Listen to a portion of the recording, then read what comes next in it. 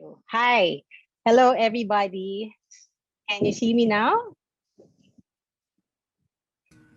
Yes, ma'am, we can see you po. Okay, that's good. Thank you. So, may tatanong lang ako sa inyo no, before I start. During this pandemic, ano ang isang bagay na kailangan mo noon na di mo masyadong kailangan ngayon? Please feel free to put your answer in the chat. Para naman hindi lang ako magsasalita during this session of mine. Can you put your answers on the chat? Pera, pang-compute, paper, ayan. Makeup. Makeup, pwede pa rin, konti. Pagka nag-video chat na ganito, gusto mo magpaganda. Notebook, school uniform, ayan. Typewriter, ayan. Ang gaganda. Sige, please continue, no? Sa akin naman, one of the things that I realized dito, no, during the pandemic is really material things, no. I don't need many material things because we're all nga stuck at home. And so, what I thought were important before are not important anymore. So, all of a sudden, for example, no, yung mga damit natin, no, we have a lot of clothes, maraming shoes, na ngayon di mo na masyadong nagagamit. And the things that I use now, yun yung mga hindi naman masyadong ginagamit or hindi at all before, no, before the pandemic, yung mga face mask, face shield, alcohol. That's our new normal now and our new world, no? But in the world of work, the next page, please. The World Economic Forum says that 42% of jobs by 2022 will require new skills that touch on emerging technology and new ways of working. Skills such as analytics, design thinking, complex problem solving, critical thinking. I'm not sure if you've heard, these terms before, but now they are, things that industries are looking for. And it is our belief in IBM that 100% of jobs are going to be changing or have changed, because of this emerging technology. And this is the reality students and job seekers also will be walking into when they graduate or apply for jobs today. So we believe very strongly that these new collar jobs are really the currency of the future, and it's about skills, not just degrees. So let's move on to the next page. To that end, we actually launched PTech in 2011. PTech is Pathways in Technology, Early College, High School. It's a brick and mortar model or parang eskwelahan po ninyo, no? Na physical na eskwelahan that is now in 24 countries, over 200 schools already, and we're serving around 150,000 students. Actually, it's actually more than that now, mga 200 plus thousand students globally already. So PTech was designed to fill the gaps, in the economy, and break the cycle of poverty by bridging the gap between high school, community college, or college, and industry. So ngayon po kasi hindi po kulang po, yung mga taong may tamang skills or kakayahan. So, ang ginagawa po ng PTech, it opens up new pathways, to better prepare young people, including girls, of course, for college and for the new collar careers, And what are new collar careers? These are, the careers that are requiring more than a high school diploma, but not necessarily a 4-year degree, or what we call an associate degree. So, kung noon, kailangan nakatapos ka ng 4 na taon sa college para makahanap ng magandang trabaho, ngayon hindi na, as long as you have the right skills. So in the next page, it will show you the PTech school that we have here in the Philippines. Next page, please. We launched PTech here in the Philippines in 2019 in partnership with the City of Taguig and Taguig City University. Meron po kaming 4-year program starting with senior high school, so grade 11 po, up to grade 14 or second-year college, earning the student K-12 high school diploma and an associate degree. So ngayon, we have 169 students in 2 different pathways. No? Upon graduation, they can apply to become robotics process automation developers or user interface, user experience graphic specialists. Or they may opt to continue their education, higher education. In other words, ang mga PTech graduates will be career and college ready. So throughout the 4 years, next page please, PTech students are exposed to various workplace learning activities that may include things like worksite visits, mentoring, career coaching, talks on technical and professional skills like mga cybersecurity fundamentals, communication, collaboration, problem solving, self-management. Yan po yung mga enhancement po sa current curriculum ng ginagawa po ng PTech model. And so in the course of the 4 years, they will eventually take on mga projects as well as skills-based and paid internships. So all this is what the PTech model is all about, no? And you need to fulfill all of the tenets shown here on the screen. So the school has to have all of that to truly make a difference in the workforce, no? The people who are trying to develop it, and also for, of course, the students who are getting all of those skills. And it's IBM's hope that more schools and colleges and more industry partners nationwide will embrace the PTech model. Kumbaga, hashtag sana all, no, sa inyong kayong mga bata, yun na terminologies ninyo. So next page, no. So dahil nga gusto namin na sana all to complement and support yung PTech, IBM launched yung Open PTech in February 2020. So bago mag-lockdown po tayo. It's a free digital learning platform focused on workplace learning, sabi ko kanina, and digital skills. So it's another great opportunity to prepare for new collar careers. So the platform builds on the PTech program that I shared earlier.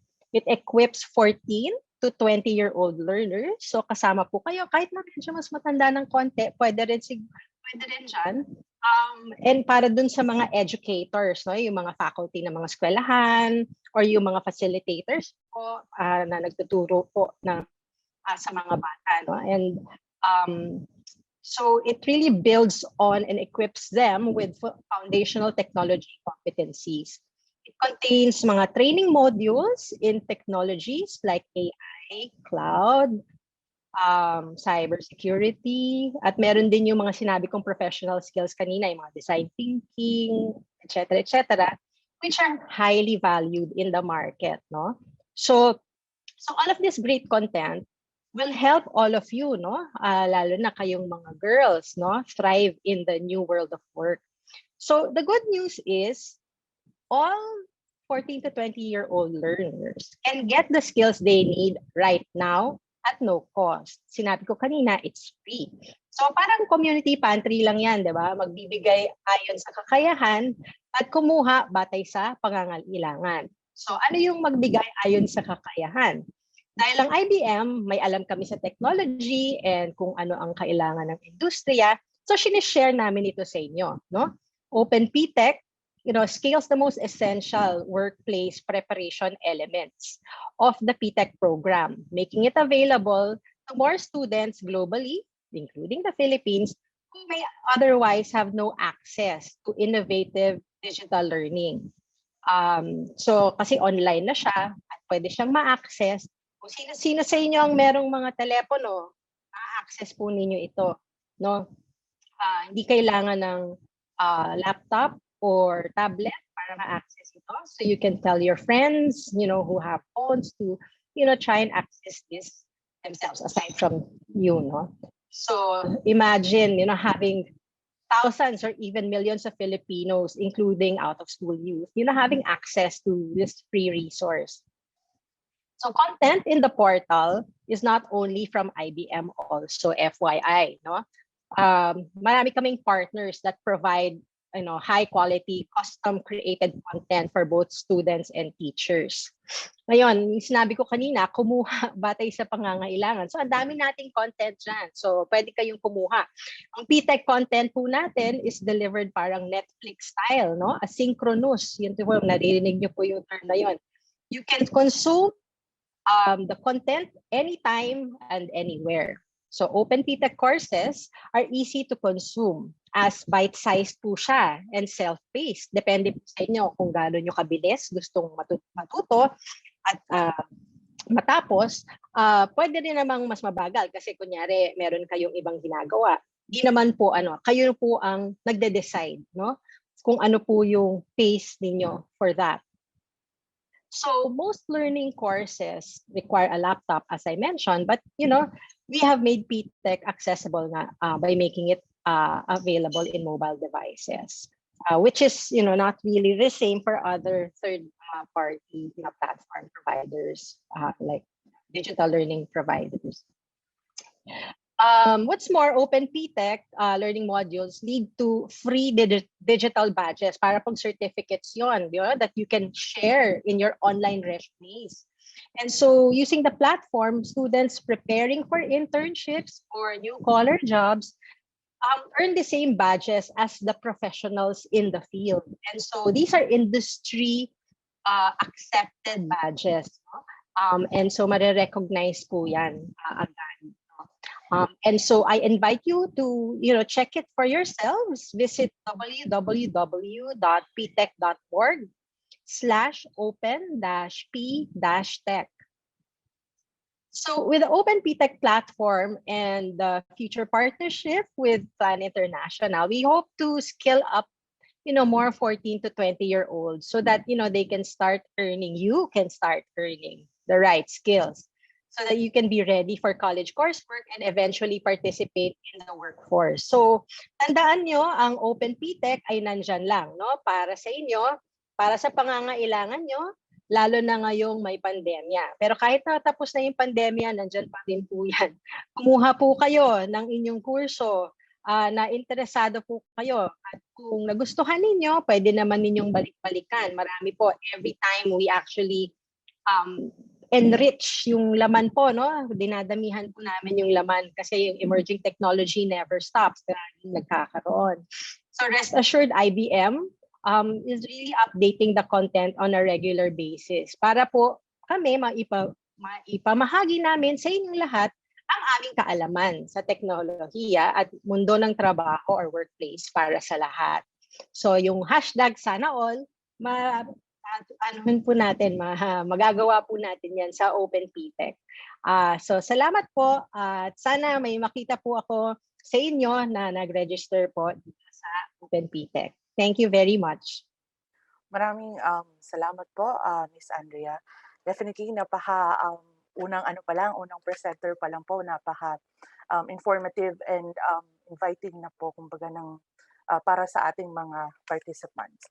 Okay, so i-remind ko lang po ang ating mga participants na kung meron pong katanungan, meron po yata tayong function for Q&A. So pwede po kayong mag-post doon ng inyong question. Pero po kung hindi naman siya tanong, wala po kayong tanong, doon po kayo sa chat box mag-type. Okay, so meron po ba tayong katanungan?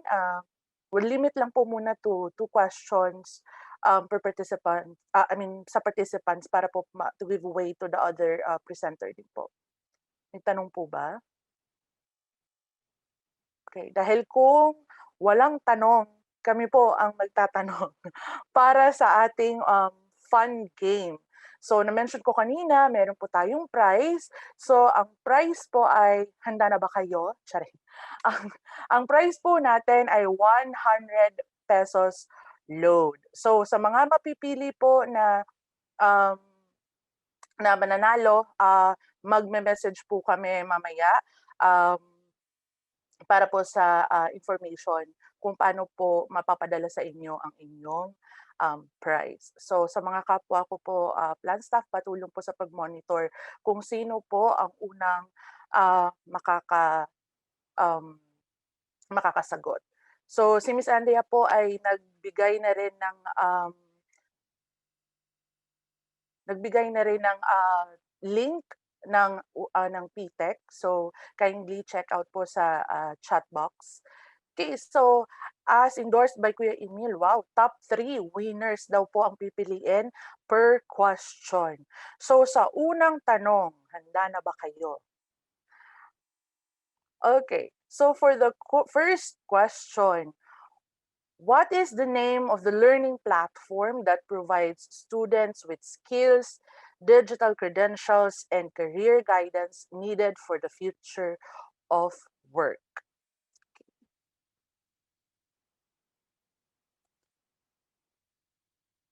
Okay, so Ang pa-note bilis po tayo. mag-type.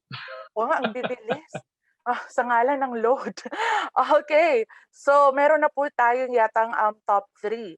So sa next question po, next question. Ang Open PTech po ba ay pwede lang gamitin sa laptop? True or false?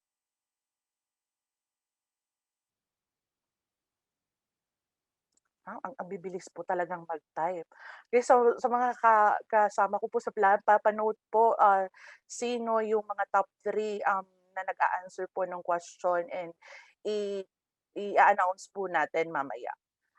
Okay. So sa second to the last question, magbigay po ng isang benefit ng Open PTech. Kahit isa lang po. I think meron po yatang 3 na ano po si Miss Andrea.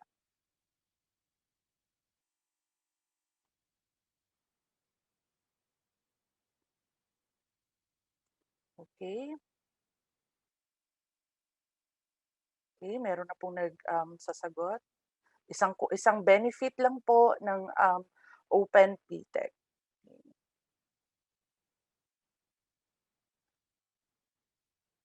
Okay, so parang marami-rami na po. Okay, sige po. Para po sa unang question pala, ang answer po ay PTech.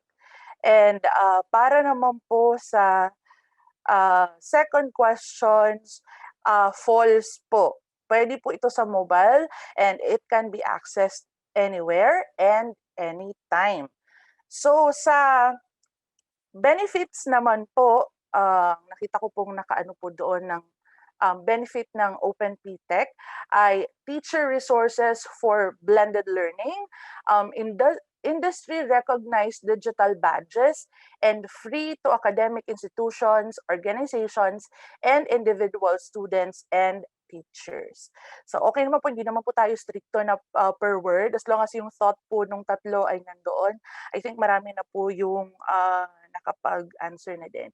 And okay, for our last question, sino po ang ating first presenter today? The name and the last name.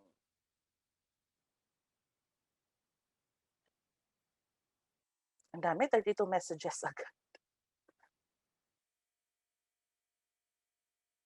Okay. Okay, and the answer is Miss Andrea Escalona. So sa mga kasamahan ko po, please patulong po sa pag-ano ng mga top 3 answers per question.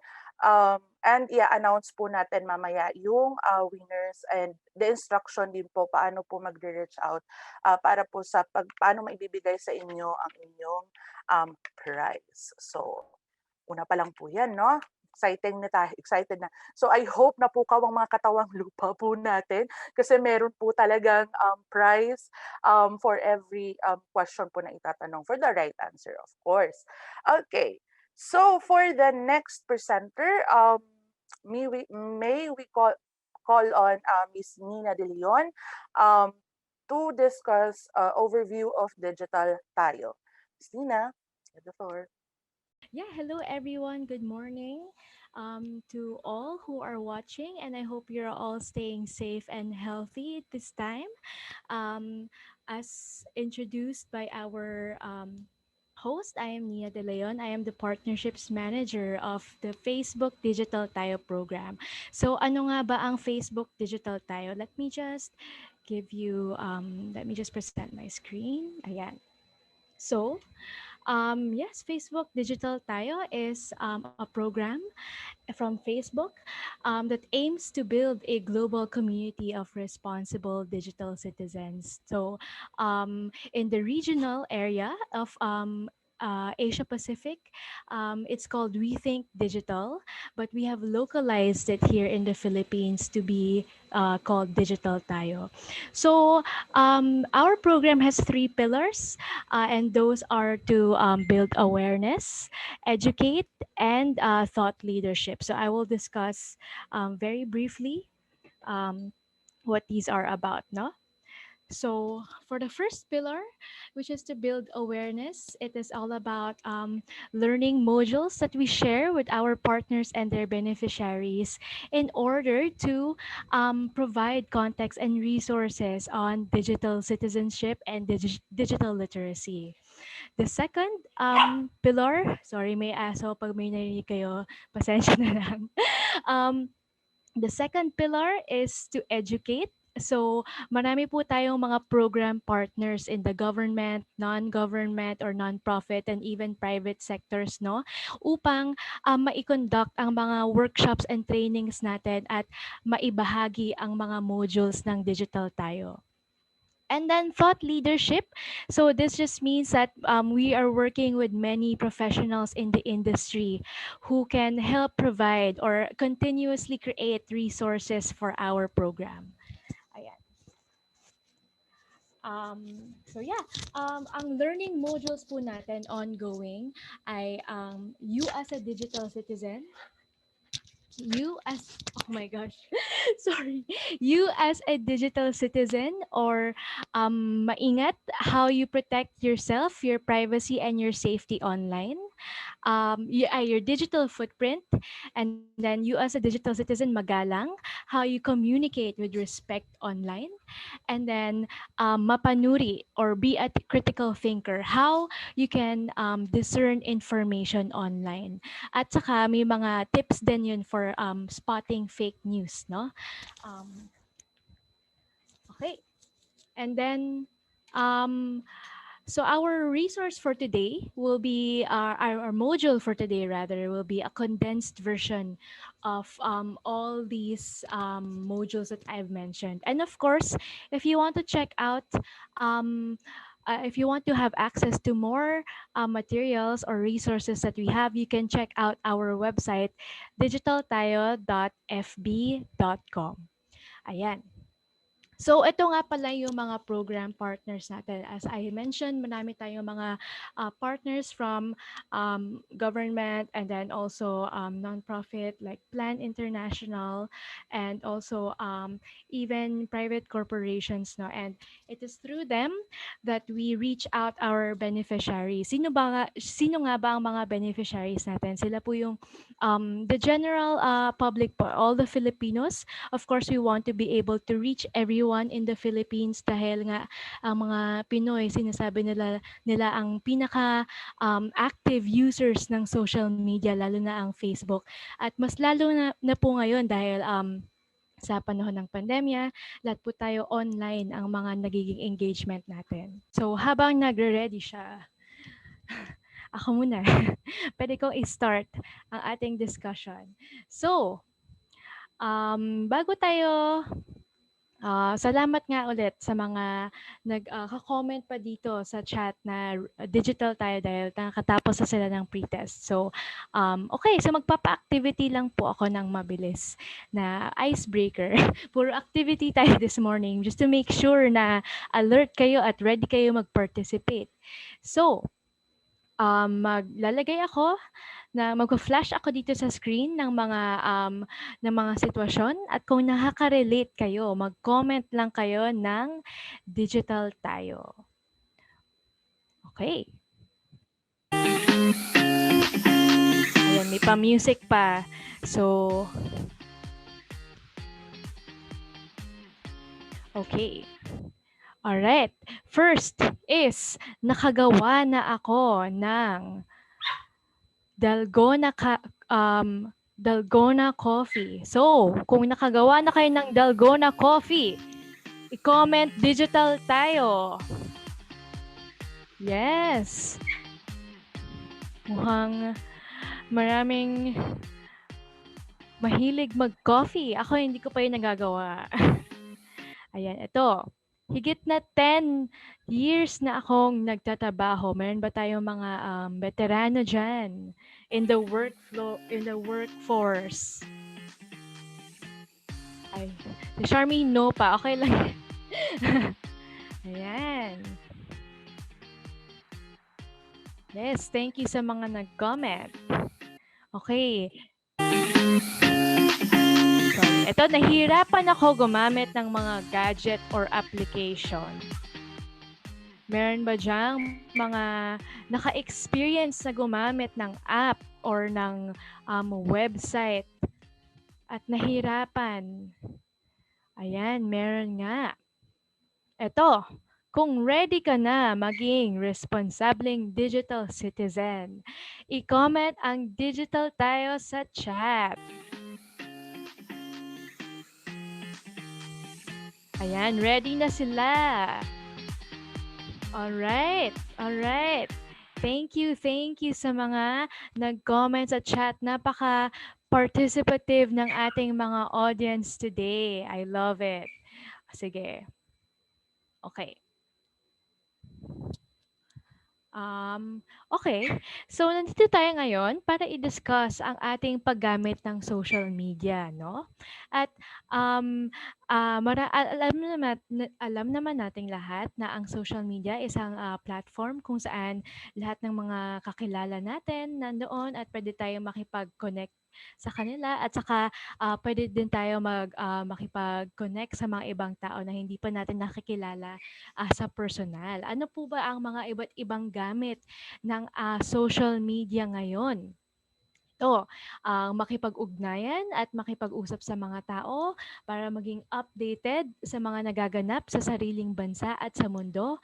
Dahil, di ba nga, pati mga news outlets, may mga, may, ano tawag doon, may presence na rin sa social media. And of course, may mga gustong mag-share ng experiences online, yung mga status update natin or mga picture ng ating mga dalgona coffee, di ba?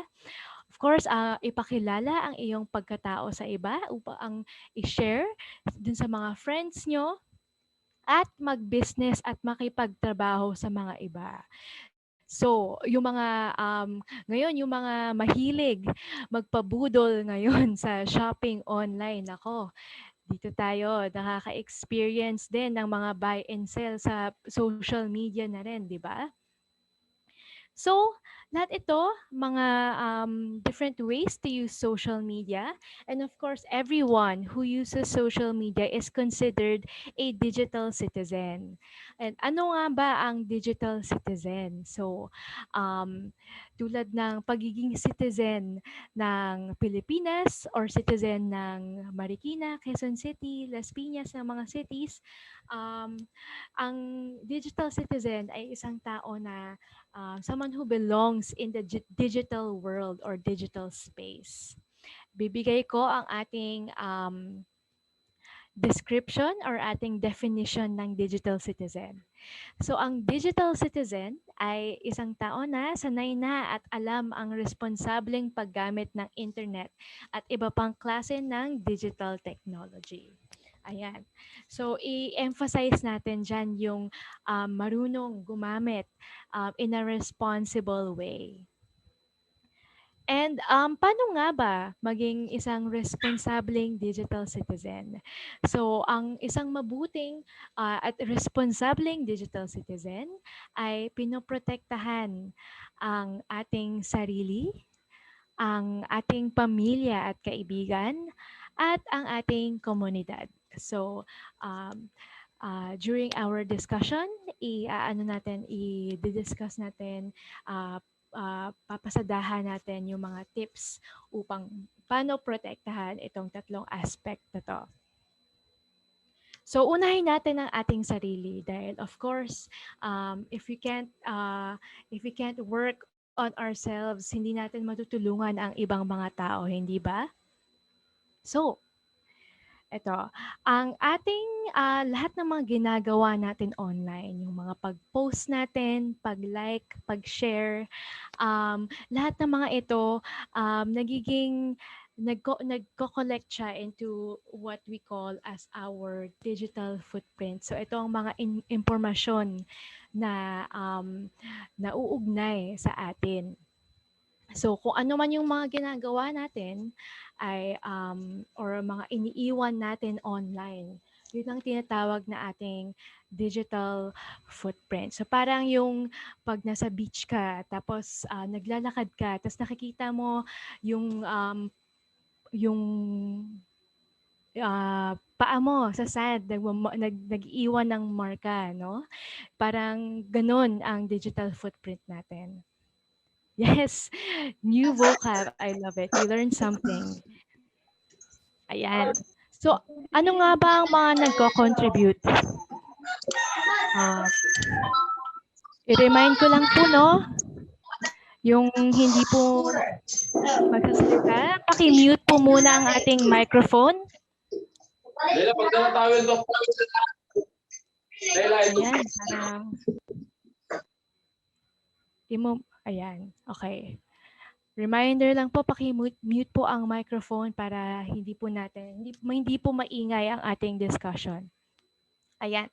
So, ano ba yung mga nagko-contribute sa ating digital footprint? Ito. I-click ko para makita natin. Ayan, ang ating profile at personal na impormasyon, ang ating mga posts, pati yung mga messages na sinesend natin, pati yung mga nila-like o sinishare natin. At sino ang nakakakita ng mga impormasyon na to? Ang ating online friends at iba pa. Depende kung nasa options nyo na naka-private or naka-public ang inyong profile. So ano ba yung mga consequences or yung mga nangyayari pag ganun ang settings?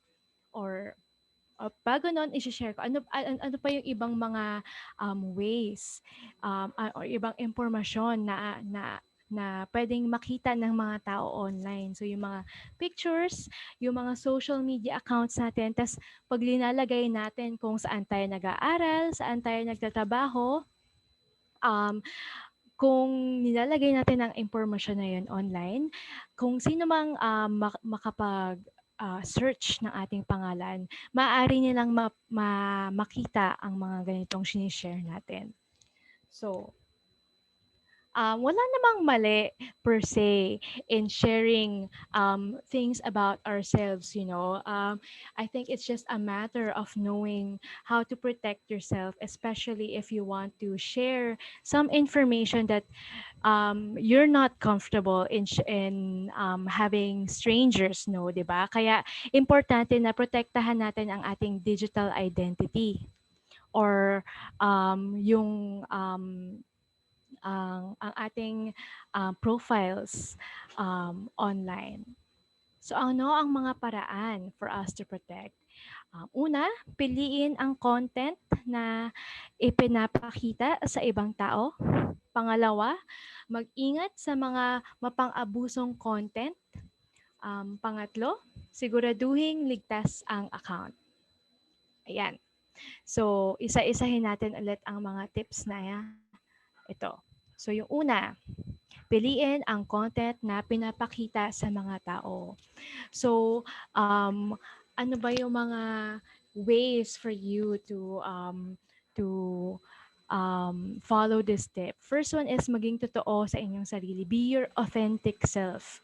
So, online, kung ano man yung sinishare nyo about yourself in real life, yung name nyo, as much as possible, no, yun din ang ating ipakita online. Be your authentic self. Dahil kung may mga gumagamit ng peking account or minsan may mga tao na nagpapanggap sila na ibang tao, 'di ba? Usually hindi nagiging cause po 'yan to be reported and banned sometimes or suspended in our social media accounts. And of course, kung magpo-post kayo ng information about you, piliin niyo po ng mabuti kung sino yung makakita at kung sino yung fini-friend niyo online. Ako nung sa kabataan, yes, kabataan, nung nung bata ako, bago pa talaga ang social media, syempre parang palakasan ang contest, paramihan ng friends.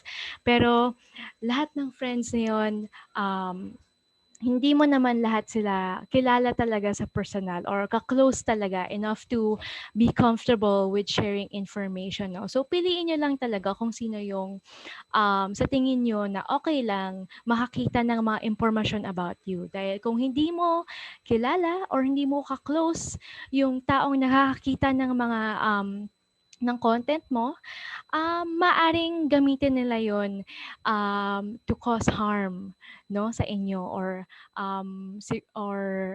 yeah, to cause harm. So I will discuss that more. Yon. At saka piliin niyo po ang inyong audience. So, dun sa pagpili ng mga friends, no? So, either pwede kayong mag-add or pwede rin kayo mag-block, unfollow, unfriend. So, yun po yung mga options natin sa Facebook, lalo na sa app na yun. So, ano yung difference sa kanila? Yung unfriend, ibig sabihin, hindi po talaga kayo connected. So, yung mga posts nyo na for friends only, hindi nila talaga makikita. Kung unfollow, pwede mo silang friend pa rin, pero kung ayaw mo makita yung mga pinopost nila dahil sa tingin mo hindi mo gusto or hindi mo type or ayaw mo mag-react lang sa mga nakikita nila, pwede mo na lang i-unfollow. Pero friends pa rin kayo. Pag block naman, ano talaga, hindi ka niya ma-search, hindi ka niya ma-add, hindi ka niya ma-message. Yun po ang pwedeng gamitin. Kunyari, if nafe-feel nyo na mayroong personality online na naghaharas sa inyo, yun po ang pwedeng option. Ayan. So, pwede niyo rin pong tingnan ang Facebook Community Standards, no? Ito po yung parang Code of Conduct or Student Handbook ni Facebook. At nakalista dito yung kung ano yung mga pwede or hindi pwedeng i-post sa ating social media. Dahil, of course, Facebook, as much as possible, tries their best to be inclusive of all walks of life, personalities, culture, values. Pero of course, may mga if there's content that is harmful for people, yun po ang mga binabantayan ni Facebook at tinitake down para hindi siya makapag-cause ng harm sa mga tao online. So kung na-report or nakita ni Facebook na nagva-violate ng community standards ang isang post or isang account, pwede siyang matanggal or masuspend. At kung ganun ang nangyari sa inyong account, maaring mahirapan ulit kayo na gumamit ang iyong app na yon. Whether it's Facebook or even Instagram, dahil ang Instagram ay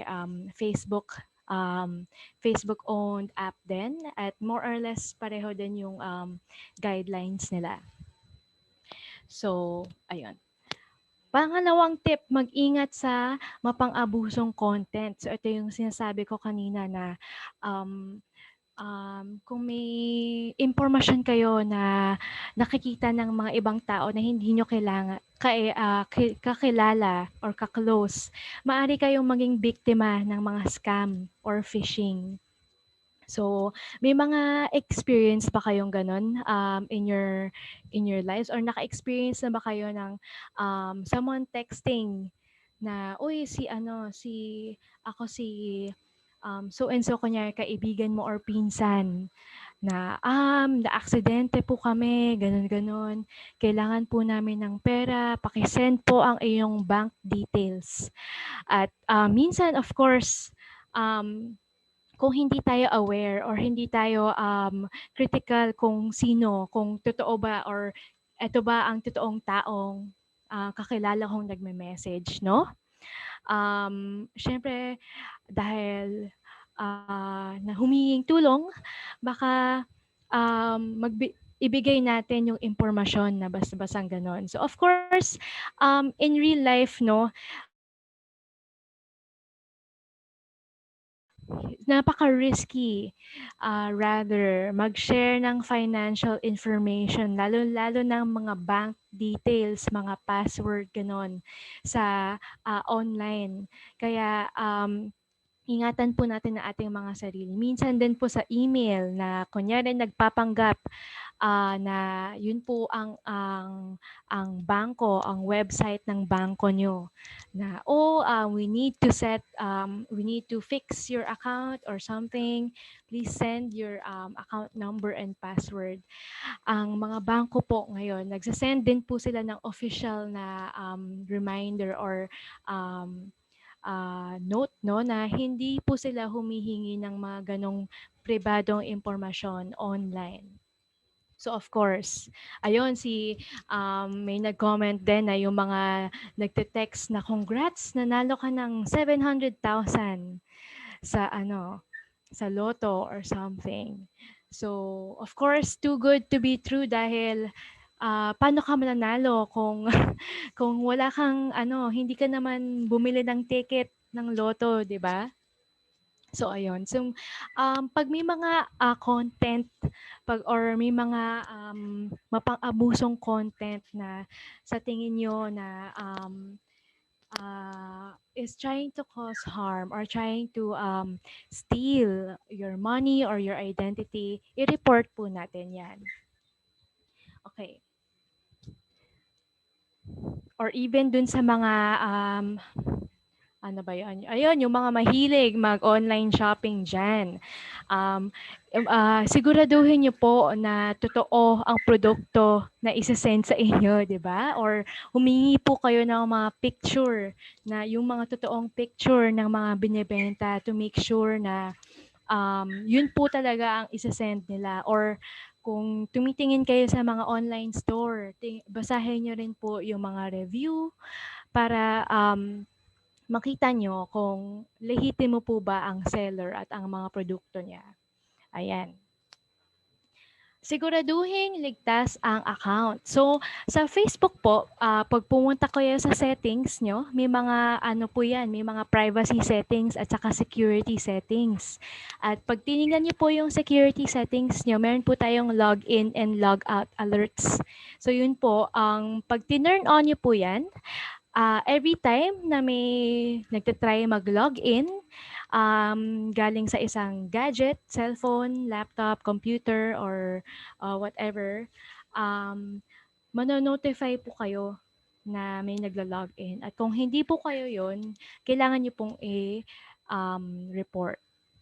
So ayun, may kaibigan ako na biglang naka-receive siya ng notification na may nagla-login from Japan. Nasa Quezon City lang naman pala siya.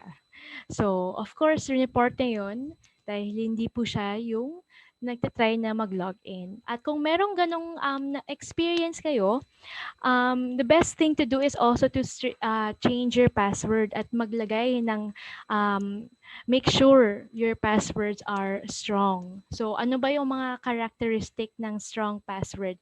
Ito po ay kombinasyon ng mga numero, ng mga letra at ng mga characters. Ayan. Natin. Ayun, pwede mong i-turn on yung login alerts at pwede rin kayong mag-take ng security check-up. Ano po yung function na ito? So, ano pa, pwede niyong i-click yung get started para may mga, tas i-guide po kayo dun sa process ng pag-check ng settings nyo for security. Ayan. Tapos, ito, isa pa, yung two-factor authentication.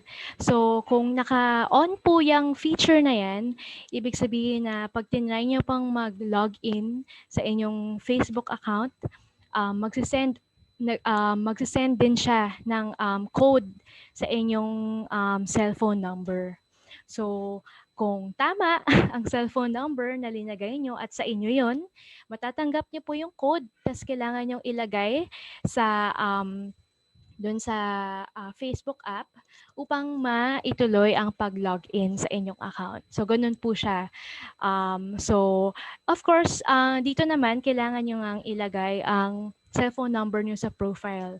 So, kung hindi kayo komportable na makita ang cellphone number na yon ng mga contacts nyo, pwede nyo po siyang iset sa private. Ako po dahil naka-on po ang two-factor authentication ng Facebook ko, nakalagay ang mobile number ko sa profile, pero ang view privacy setting niya is only me. So hindi po makikita ng aking mga contact.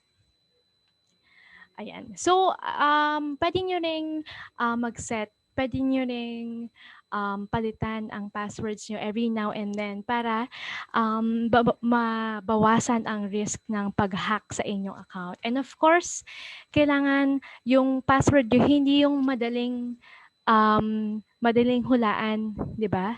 Ay, sandali lang ita-charge ko lang ang aking laptop dahil baka mawala ako sa call. Give me 2 seconds.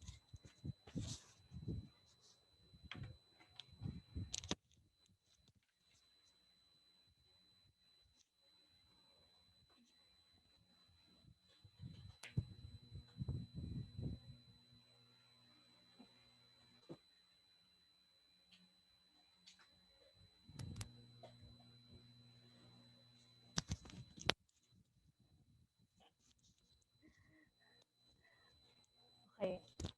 Ano ulit ako? Ayun, nasa passwords. Kailangan malakas ang ating passwords or hindi madaling hulaan. So, kailangan kombinasyon ng maliliit at malalaking letra. Pwede rin mag-add kayo ng iba't ibang characters, yung @ sign, yung dollar sign, yung exclamation point. At saka, kailangan hindi maikli. Kailangan at least usually yung mga social media platforms na may requirements sila sa haba ng password. So, as much as possible, wag yung masyadong predictable, wag po yung pangalan nyo or yung birthday nyo or pangalan ng crush nyo or ng aso nyo. Dahil, of course, kung may mga may nagpo-post kayo ng mga information about you at makita nila, they might be able to guess that as part of your password, no? Other ways to protect your account. So, ayusin natin ang location privacy.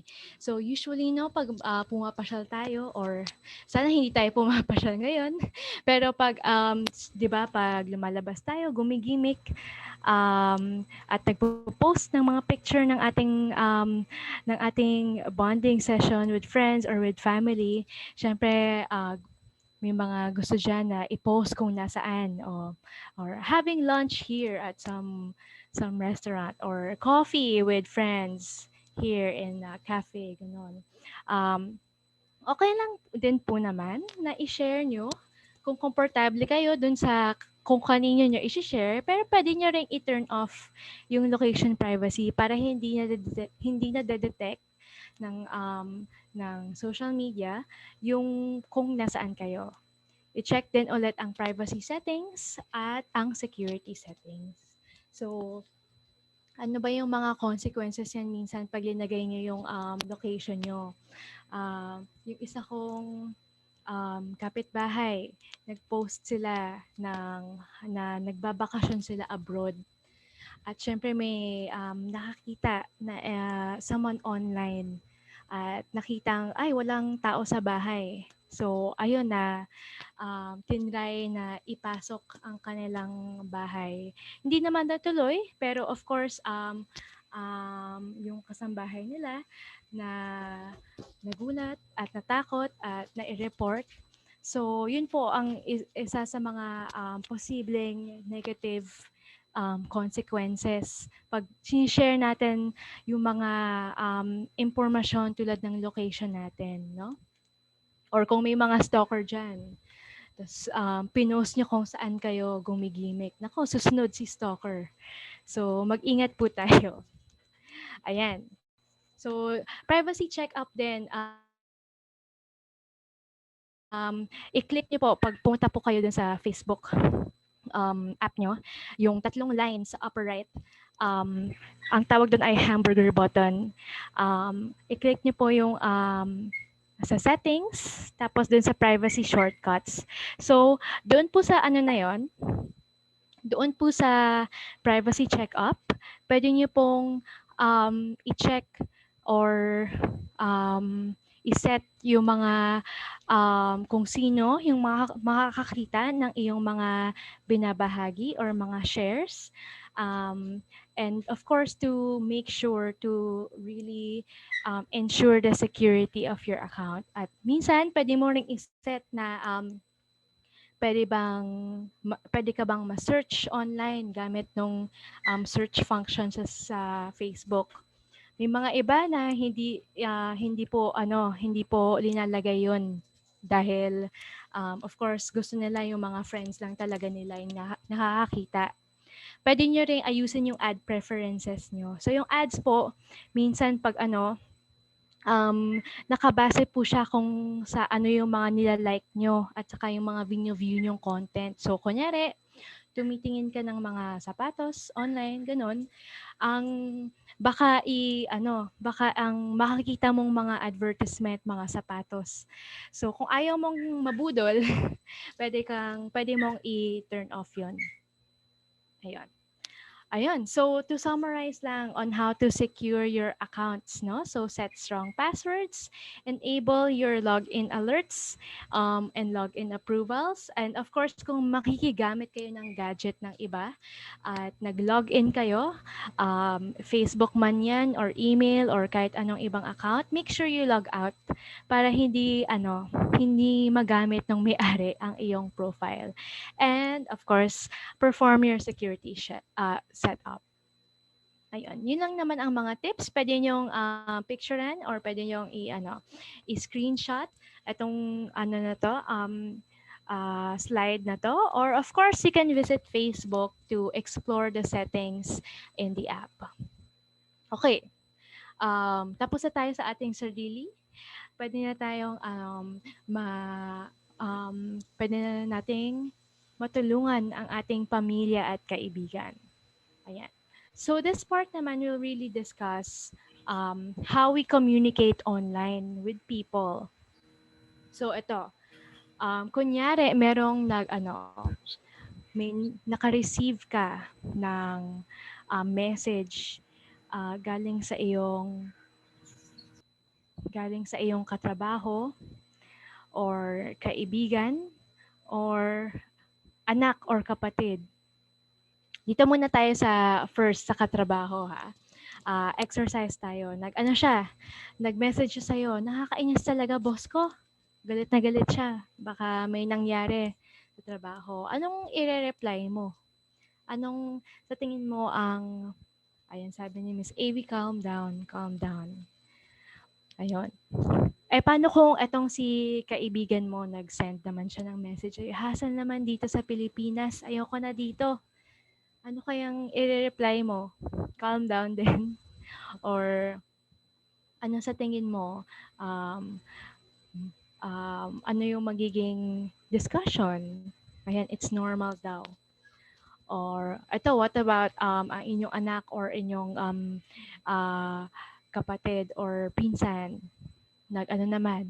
Nag-message na nakakatamad naman pumasok dito sa school. Yoko na. Ayun. Ayun, may nag-comment, why? Ayun. So, kung ano man yung iniisip nating i-reply sa mga ganitong scenario, no? It really will say a lot on what your relationship is with this person and paano yung magiging reaction or ano yung magiging tulong nyo sa kanila. Ayun. So of course, pag nagko-comment tayo or nagcha-chat tayo online, hindi naman tayo face-to-face nag-uusap or even real-time minsan yung pag-reply ng ating ka-chat.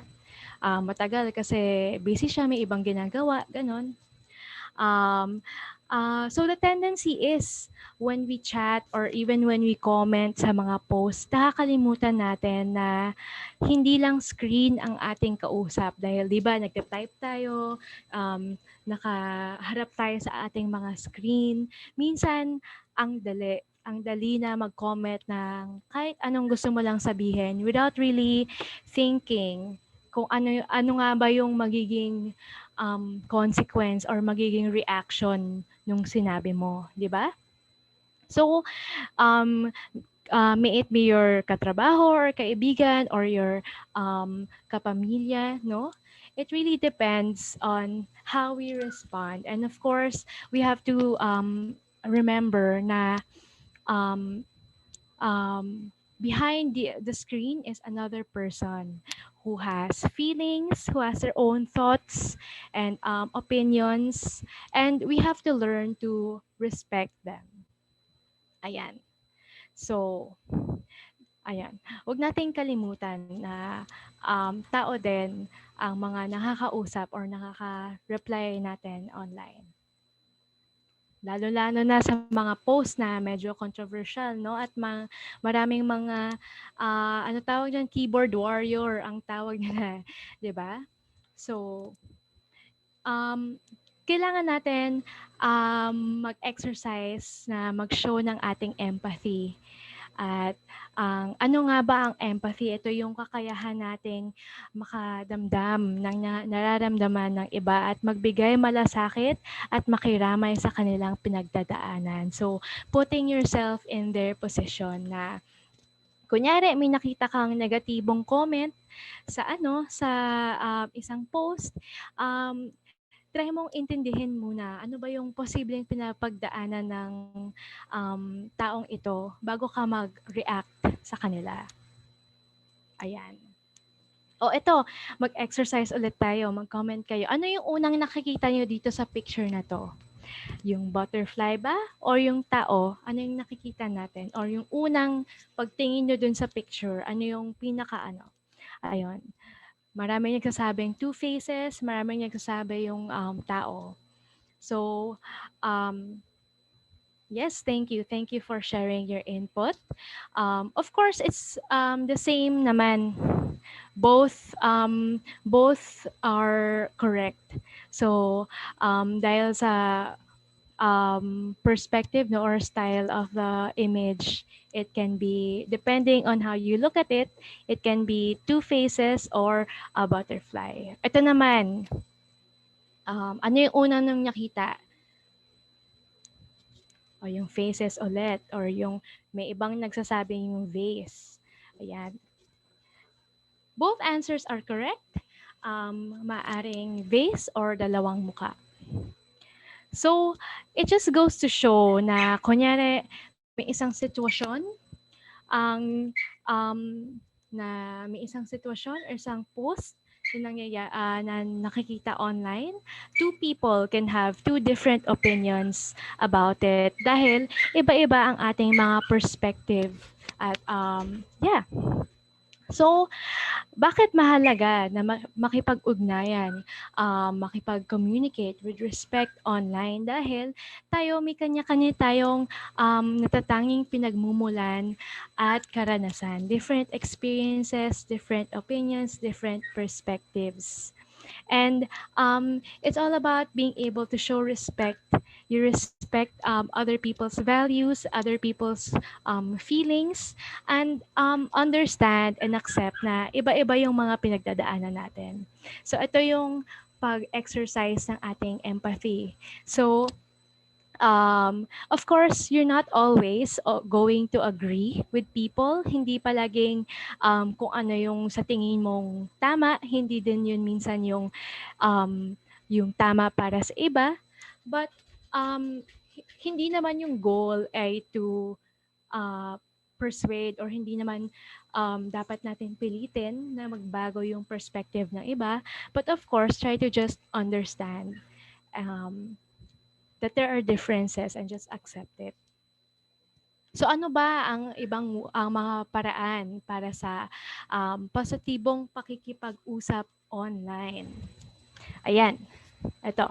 Ang una, kilalanin ang iyong audience o ang iyong kausap. So, unawain muna natin sino ba sila, ano ba yung sitwasyon nila ngayon.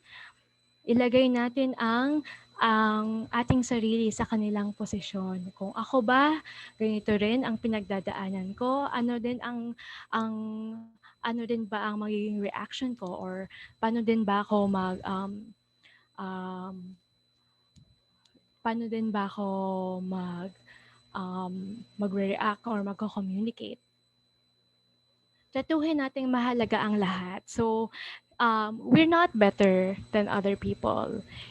As much as possible, let's try to have that kind of mindset na hindi tayo mas magaling sa iba, or di porket ganito ako, mas valuable ang aking opinion, ganon.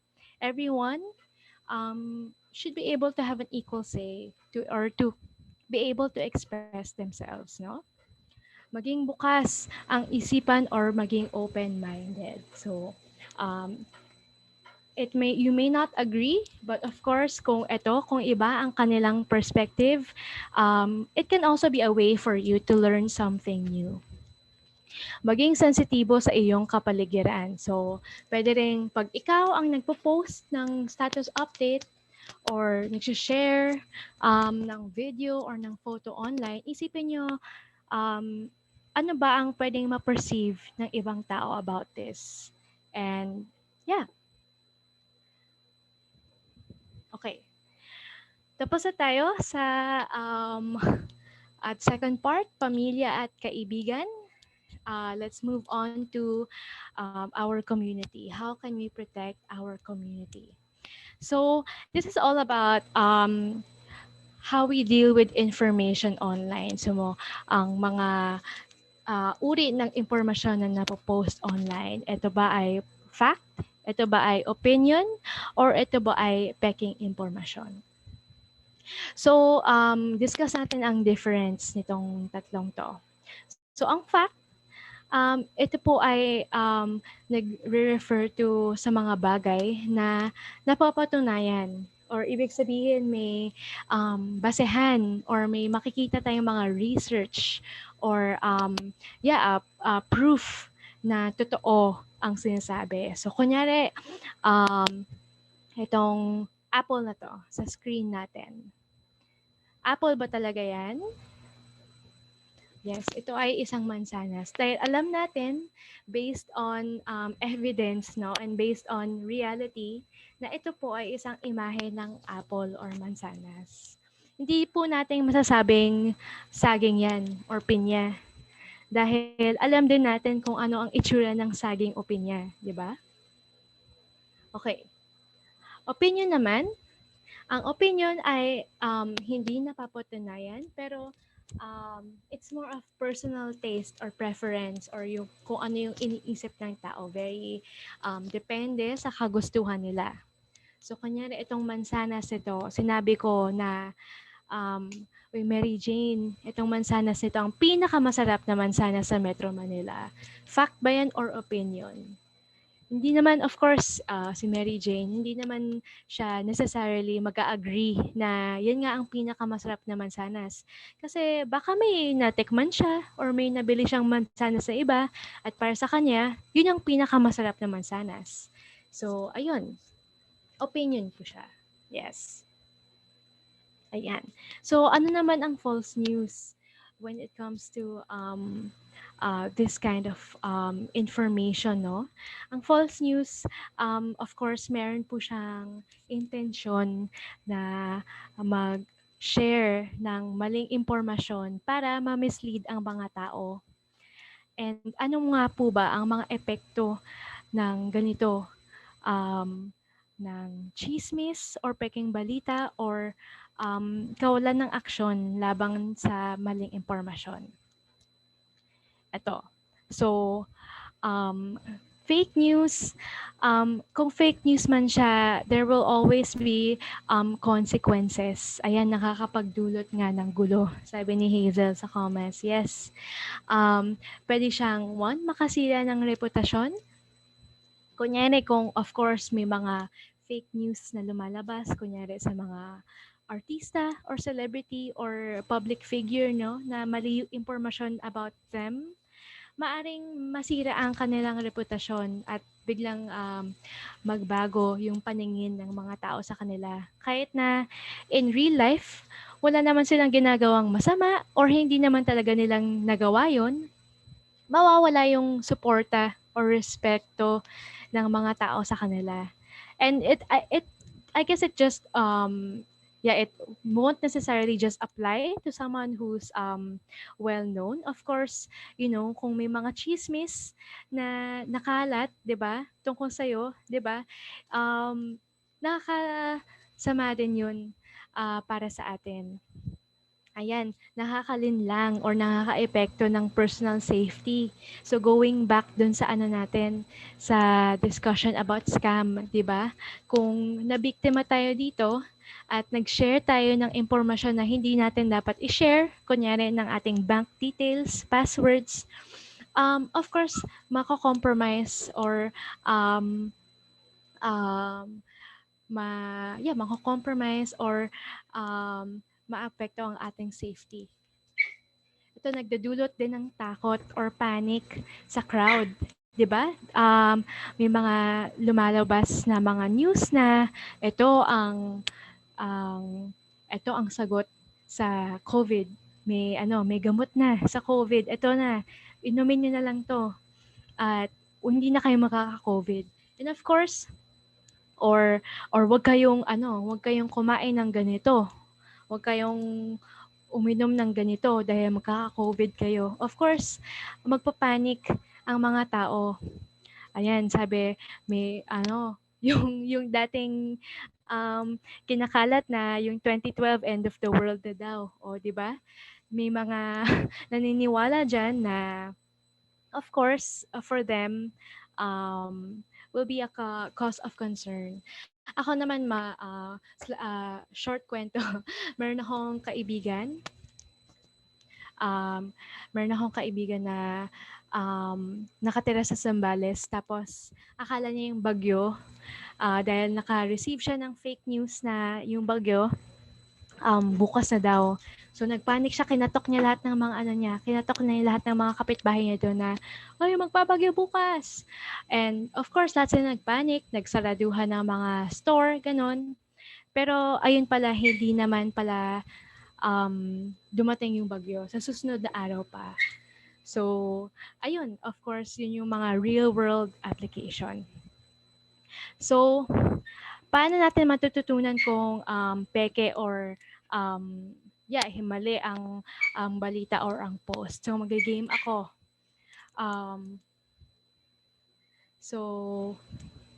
I-comment nyo lang like, heart, laugh, or wow. So, ano yung mga kailangan nating i-check para malaman kung totoo ang balita or post? Ito ba ay kailangan nating basahin ang About Us section ng website? Or tingnan ang website name? Or kung galing sa close mong kaibigan ang nag-post? Or i-check ang picture? I-comment niyo po alin dyan. Like, heart, laugh, or wow. So, ayan. Paano yan nagagawa yung pag-comment ng emoji sa chat? Dahil hindi ko yan magawa. Anyway, sige, tingnan natin yung answer. Ayan, lahat ng mga naka-blue. Ito ang mga i-check natin para i-verify kung totoo ang balita or post. Unang-una, basahin ang About Us ng website section. Dahil of course, sinasabi dyan kung lehitimo ba ang source or maari niyong matingnan kung parang may mali or parang hindi ito totoong source ng news, ganon. Or even yung domain or website name, di ba? May mga peking website dyan na nagpapanggap na yung totoong website. I-check natin kung tama ang address. Pwede ring i-check ang picture actually kasi ang tawag diyan ay reverse picture search na pwede mong lagay yung picture dun sa search engine, tapos ipapakita niya kung saan din ba siya na-post. So minsan may mga pictures na kinukuha from another news article, tapos pinapalagay na ito yung nangyari. Ito yung actual picture dun sa fake na, sa false news na post. Ayan, ito pa. Um, should it be shared by a group or page you follow? Shared by more than 1,000 people? Meron ba itong source na galing sa kilalang institution? Or tingnan din ba natin dapat ang author or manunulat? Ang answers dyan ay, of course, hindi porket shared siya ng isang group na maraming followers or maraming nag-share ng post na yon, ay ibig sabihin totoo na siya. Dahil marami po talagang nabibiktima ng fake information or fake news. So, tingnan po natin kung may sources po na makikita tayo na galing din sa mga reputable news outlets, no? Or kung mag-research lang tayo ng onte kung ano ba, kung tama din ang sinasabi ng related resources, no? And of course, kung gusto nyo, i-search nyo rin kung sino yung nagsulat. Ano po ba siya, lehitimong reporter or dapat nga bang kilala ba siya sa industriya niya, ganon. Ayun, tawag din, sabi ni Miss Carmela, fact-checking. Ayun, parang konting research lang para tingnan kung tama ba. Ito, i-check din ba natin kung may mga spelling error or dramatic punctuations or all caps, ang date of post, date of article, or if article is familiar. Ayan. Ayan. Of course, usually din naman po talaga kung napaka-legitimate ng source, nag-e-edit din po sila at ini-ensure nila na tama ang grammar, tama ang mga spelling ng kanilang article. And i-check po natin ang date ng post and kailan siya pinublish. Dahil minsan may mga lumang news na lumalabas ulit. Kunyari yung walang pasok. Biglang may kumakalat na, uy, walang pasok kasi may bagyo bukas. Tapos tingnan mo yung date ng post from 2 years ago pa pala. 'Di ba? So, check natin muna yung mga ganitong mga detalye. Of course, ito pa. Ayan. Na-mention na pala yung reverse search, so giveaway na. Ito, nakapost sa lahat ng major news outlets or trending sa social media or sinend sa messenger ng kaibigan. Ayan. Of course, like what I said, i-check nyo rin kung yung balita na ito ay binabalita din sa ibang mga news outlet, no? Hindi porket trending siya sa social media or sinend siya ng kaibigan mo sa chat na, uy, I know a friend or a friend of a friend. Yung mga ganon, yung mga nagkakalat ng mga impormasyon na kunyari may kilala sila. We need to be wary or critical na sino ba talaga yung source at saan ba talaga galing. Dahil, of course, kung totoong news siya, ibabalita po siya.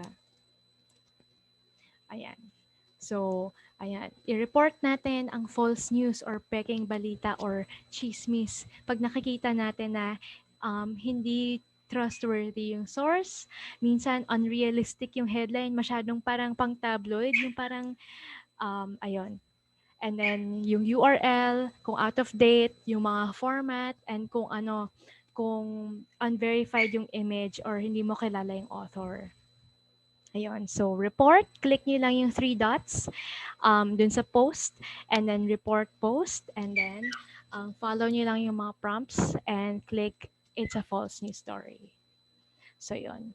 So, ayun, so pag-isipan lang po natin kung ano yung mga sitwasyon na naka-experience tayo ng mga ganitong scenarios in real life na ano ba yung mga posts na nakita nating mali at paano natin sila na-verify. Okay, share ko lang itong video ni Facebook bago tayo mag-wrap up, no? So anyway, just to wrap up, ayun, ang mga mabubuting digital citizen ay pinoprotektahan ang sarili, ang pamilya at kaibigan, at ang komunidad. So with that, would really like to thank you for your time and for allowing us, Facebook, to share our module with you. At sana may mga natutunan po kayong importanteng mga tips upang maging mas maingat, mas magalang at mas mapanuri online on social media. So, if you have the time po, balik po tayo dun sa messenger chatbot natin dahil using the same thread, you will take the post test naman. So, yung post test will use the same code tapos answer the same questions just to see kung um, may natutunan kayo during the discussion. So, again, maraming salamat po. And I hope that you all have a nice day. Please stay safe. Please stay protected. And yeah, thank you so much. Kung may mga questions po, tingnan po natin. Ito po. Si Sir Roy, recently, may mga tag or mention scheme na parang malicious po yung content.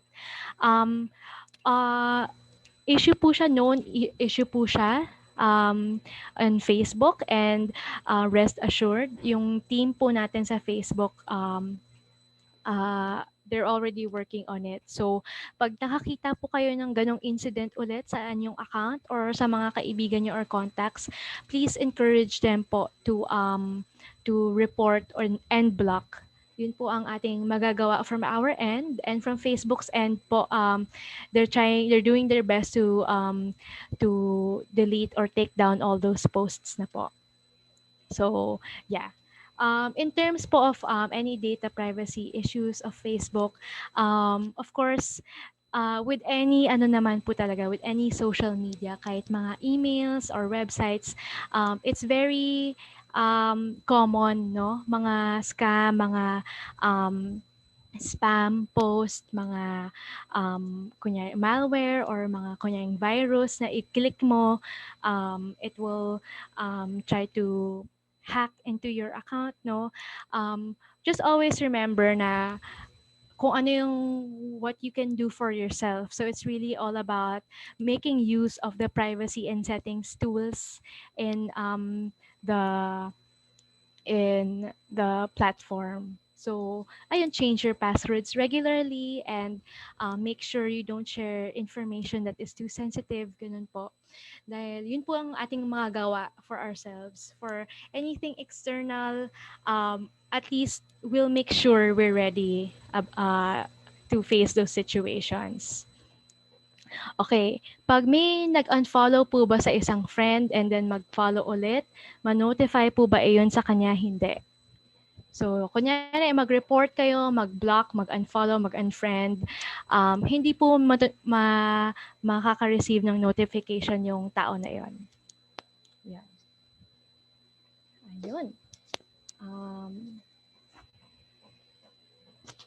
Do we have other questions? Or should I turn over na po ulit sa host natin? Yeah. Thank you so much.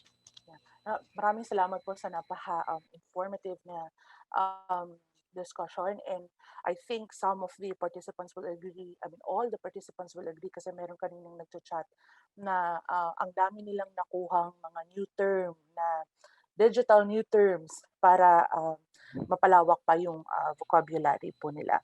Okay? So, yes. Okay pa.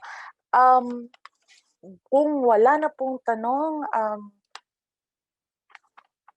proceed po tayo. So, i-announce ko lang po yung winners kanina sa first question po natin.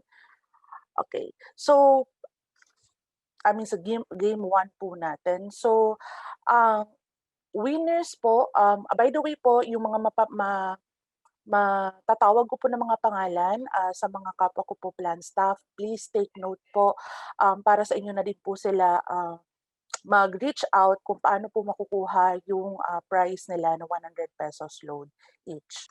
Okay, so for our first question,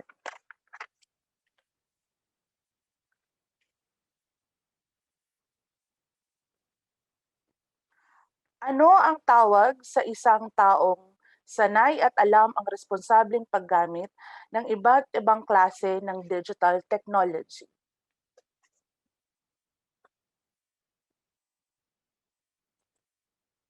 Okay, marami nang nagta-type. Again, sa mga samahan ko po sa plan, paki-take note po. Okay, ang answer po ay digital citizen. Okay, next question. Pag nag-post ka ba online, hindi ba ito mag-iiwan ng kahit anong bakas? True or false?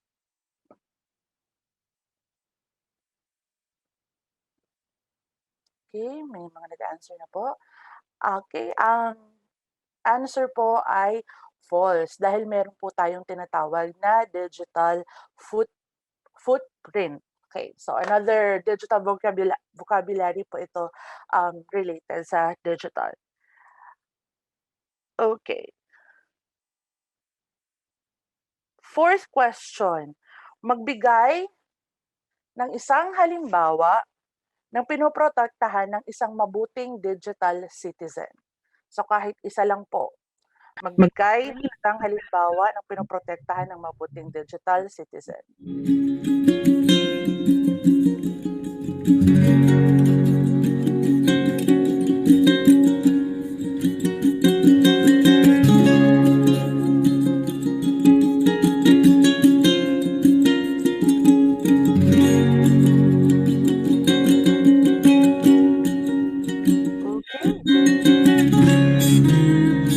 Ang answer po ay sarili, pamilya at kaibigan, and komunidad.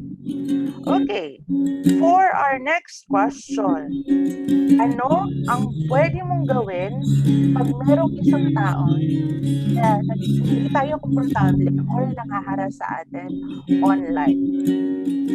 Bigay po ng isa. Tatlo po yun yung na-mention kanina. Okay. So, ang answer po ay tatlo ang option natin. Pwede natin siyang i-unfriend kung friend po natin, or i-unfollow, or i-block po yung person na yon. Okay. For our next question, medyo marami rin po tayong magiging question ngayon kasi mahaba-haba yung naging discussion po ni Miss Nina. So, magbigay po ng isang halimbawa ng paraan para maprotektahan ang ating digital identity. So, meron po yung tatlo na pwedeng pagpilian. Magbigay lang po ng kahit isa.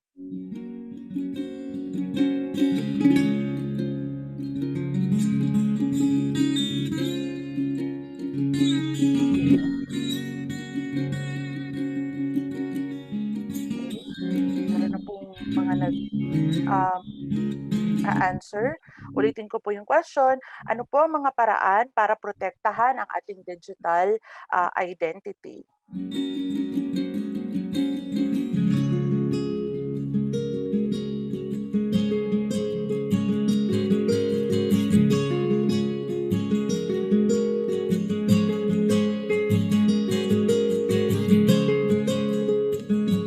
Okay. So, ang answer po, ang answer po ay, una, piliin ang content na ipinapakita sa ibang tao. Pangalawa, mag-ingat sa mga mapang-abusong content. At pangatlo, siguraduhin ligtas ang account. Okay. For the next question, magbigay ng isang halimbawa ng mga paraan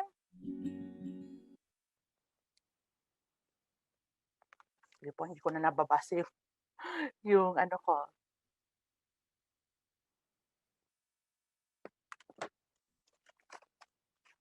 Okay, sorry. For the next question, magbigay po ng mga uri ng impormasyon.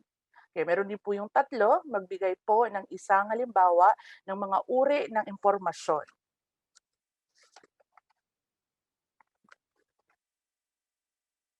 Nasa question number 7 na po tayo.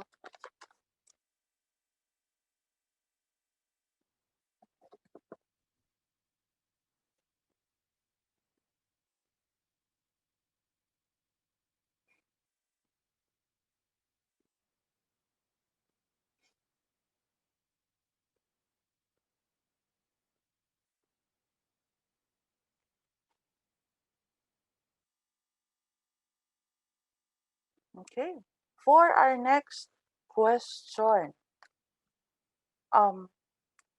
magbigay ng halimbawa ng mga real-life consequences ng fake news. Okay? Magbigay po ng isang halimbawa ng real-life consequences ng fake news.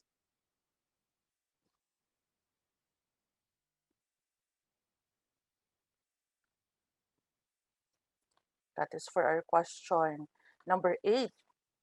Magbigay po ng halimbawa ng real-life consequences ng fake news.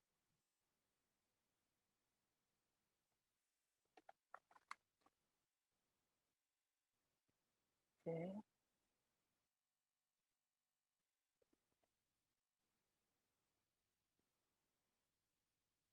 Okay. So ang sagot po ay meron pong tatlong binahagi po si Ms. Nina. Ang una ay nakakasira ng reputasyon. Pangalawa, nakakalinlang, nakakaapekto sa personal safety, and nakakapagdulot ng takot sa iba. Ito po yung mga real life consequences na dulot po ng fake news. Okay, for our question number 9. Paano mo malalaman kung totoo ang isang balita? Dalawang nakalagay po kanina. So kahit isa lang po na sagot, paano mo malalaman kung totoo ang isang balita or post online?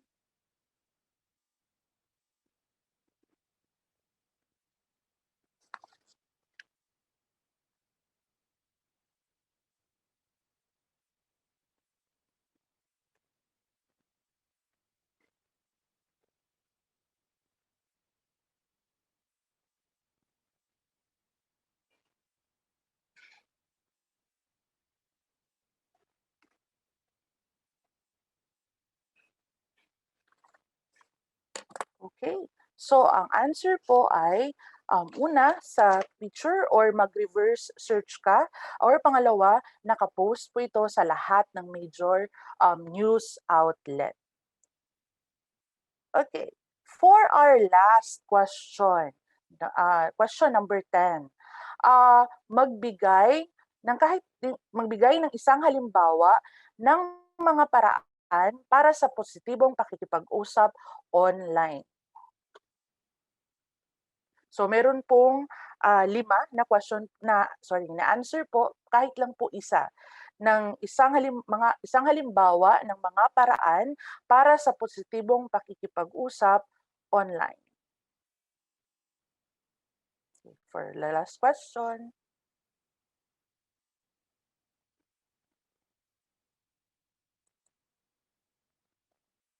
Okay. So ang answer po ay una, kilalanin ang iyong audience o ang iyong kausap. Pangalawa, ilagay ang iyong sarili sa kanilang posisyon or yung empathy na tinatawag. Pangatlo, tratuhing mahalaga ang lahat. Pang-apat, maging bukas ang isipan o maging open-minded. At ang panghuli, maging sensitibo sa iyong kapaligiran. So there you have it. Yung ating last questions. Again, sa mga kasamahan ko po sa plan, paki-note po yung mga top 3 na nag-answer po per question. Tawagin na lang po natin ang ating sunod na speaker. May we call on Ms. Madonna Estrellas Nuque to discuss the DICT initiatives for girls in ICT. Hi everyone, good morning. Morning, ma'am. Good morning. Good morning. Yes, thank you. Okay, I'll try to use my camera, no? Pag turn off ko later, ibig sabihin may problema po ang aking internet connection. Medyo may mga nagpa-pop up yung aking laptop. Okay, sige, simulan natin. I am Donna from the Department of Information and Communications Technology. Isang makabatang umaga po sa inyong lahat at isang pagpupugay sa ating mga kabataang kababaihan na kasama natin ngayon sa pagtitipon na ito, together celebrating with us the International Girls and ICT Day. Maupay nga aga para na aton mga taga-Samar nga mga kabataan. Maayong buntag para sa mga taga-Cebu at para sa mga taga-Mindanao, no? Parehas lang naman yung ano natin, language yata, Cebu and Mindanao. So Cebuano, Visaya language, dialect. Okay, on behalf of the Department of Information and Communications Technology, ikinagagalak ko po na kami po ay inimbitahan para maging bahagi ng isang makabuluhang talakayan na ito na naglalayon magbigay kaalaman at impormasyon para sa ating mga kabataan at mga kabataang kababaihan. We commend the Plan International for organizing this, and may you continue your advocacy initiatives and programs for the Filipino people. The DICT is in full support of this year's celebration of the International Girls and ICT Day in promoting awareness in addressing the gender digital divide, enhancing technology, education, and skills training, and encouraging more girls and young women to actively pursue careers in science, technology, engineering, and mathematics. So that's STEM. Mga kabataang kababaihan, this is such a great opportunity for all of you to have roles in a field that plays a vital part in developing the future. Why future? Sabi nga ni Nelson Mandela, isa ito sa mga favorite ko na leader, no? Global leader.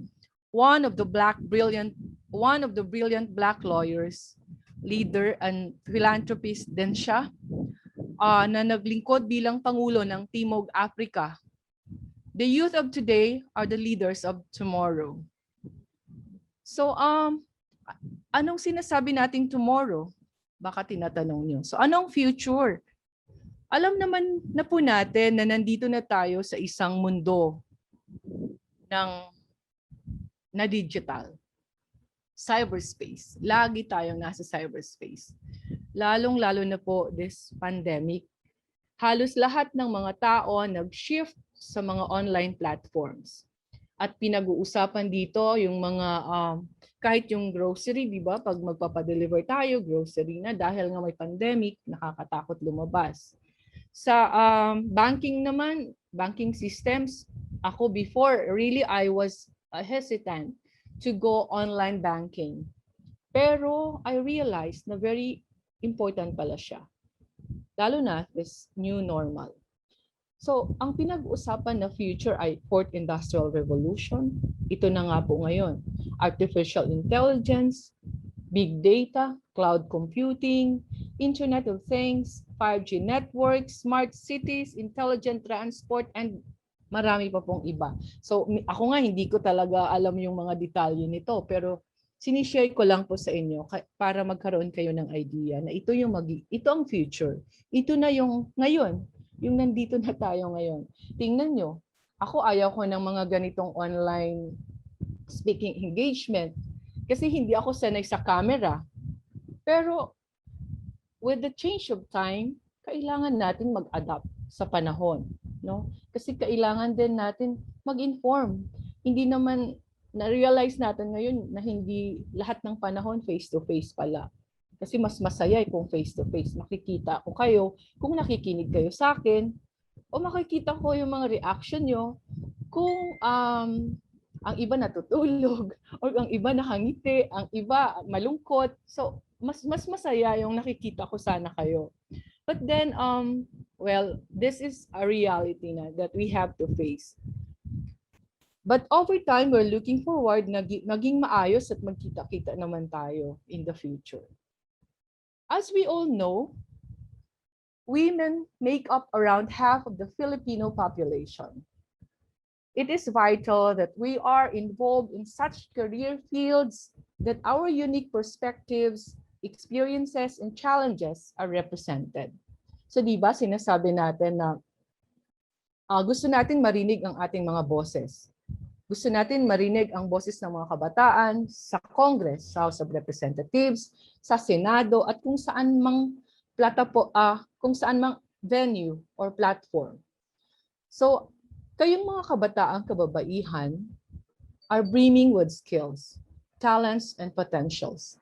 If you or we are going to unblock the barriers to the enormous opportunities in the ICT, your dreams will surely come into reality. Sa ating mga kabataang kababaihan na nandito ngayon, I encourage you.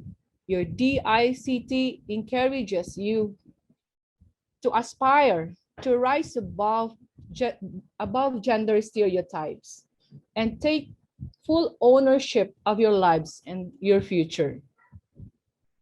ICT and other STEM fields. Ano yung STEM? Alam niyo na po yan, di ba? Kasi siguro from here, dito sa audience na ito, merong grade 11 and merong grade 12. So merong kumukuha ng HUMS strand, Health Allied strand, and merong STEM strand and other strands. So ang STEM ay science, technology, engineering, mathematics. So these fields are traditionally perceived as masculine. Di po ba?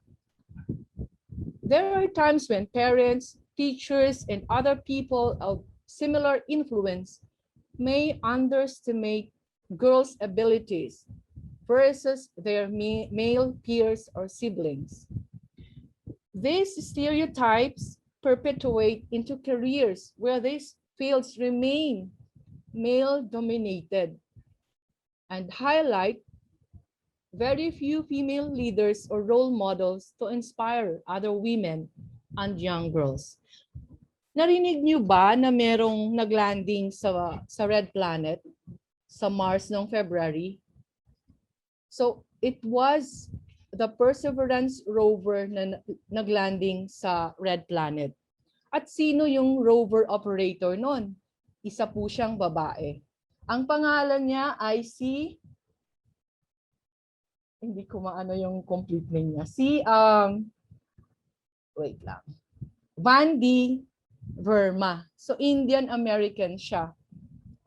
So sabi niya no, ang landing daw nila sa Mars inspire a new generation to pursue careers in a sector traditionally dominated by men. Kasi daw nung 2004, nung parang meron siya parang classes sa NASA, feeling niya siya lang talaga ang babae doon sa room. But then naniwala siya sa dream niya, no? Hindi siya nagpatinag. Talagang naniwala siya na meron siyang capability to become a role model of a male-dominated sector. At ito ngayon nagbabago. Time is changing. So, hindi lang pala siya yung kasama doon sa mission na yon.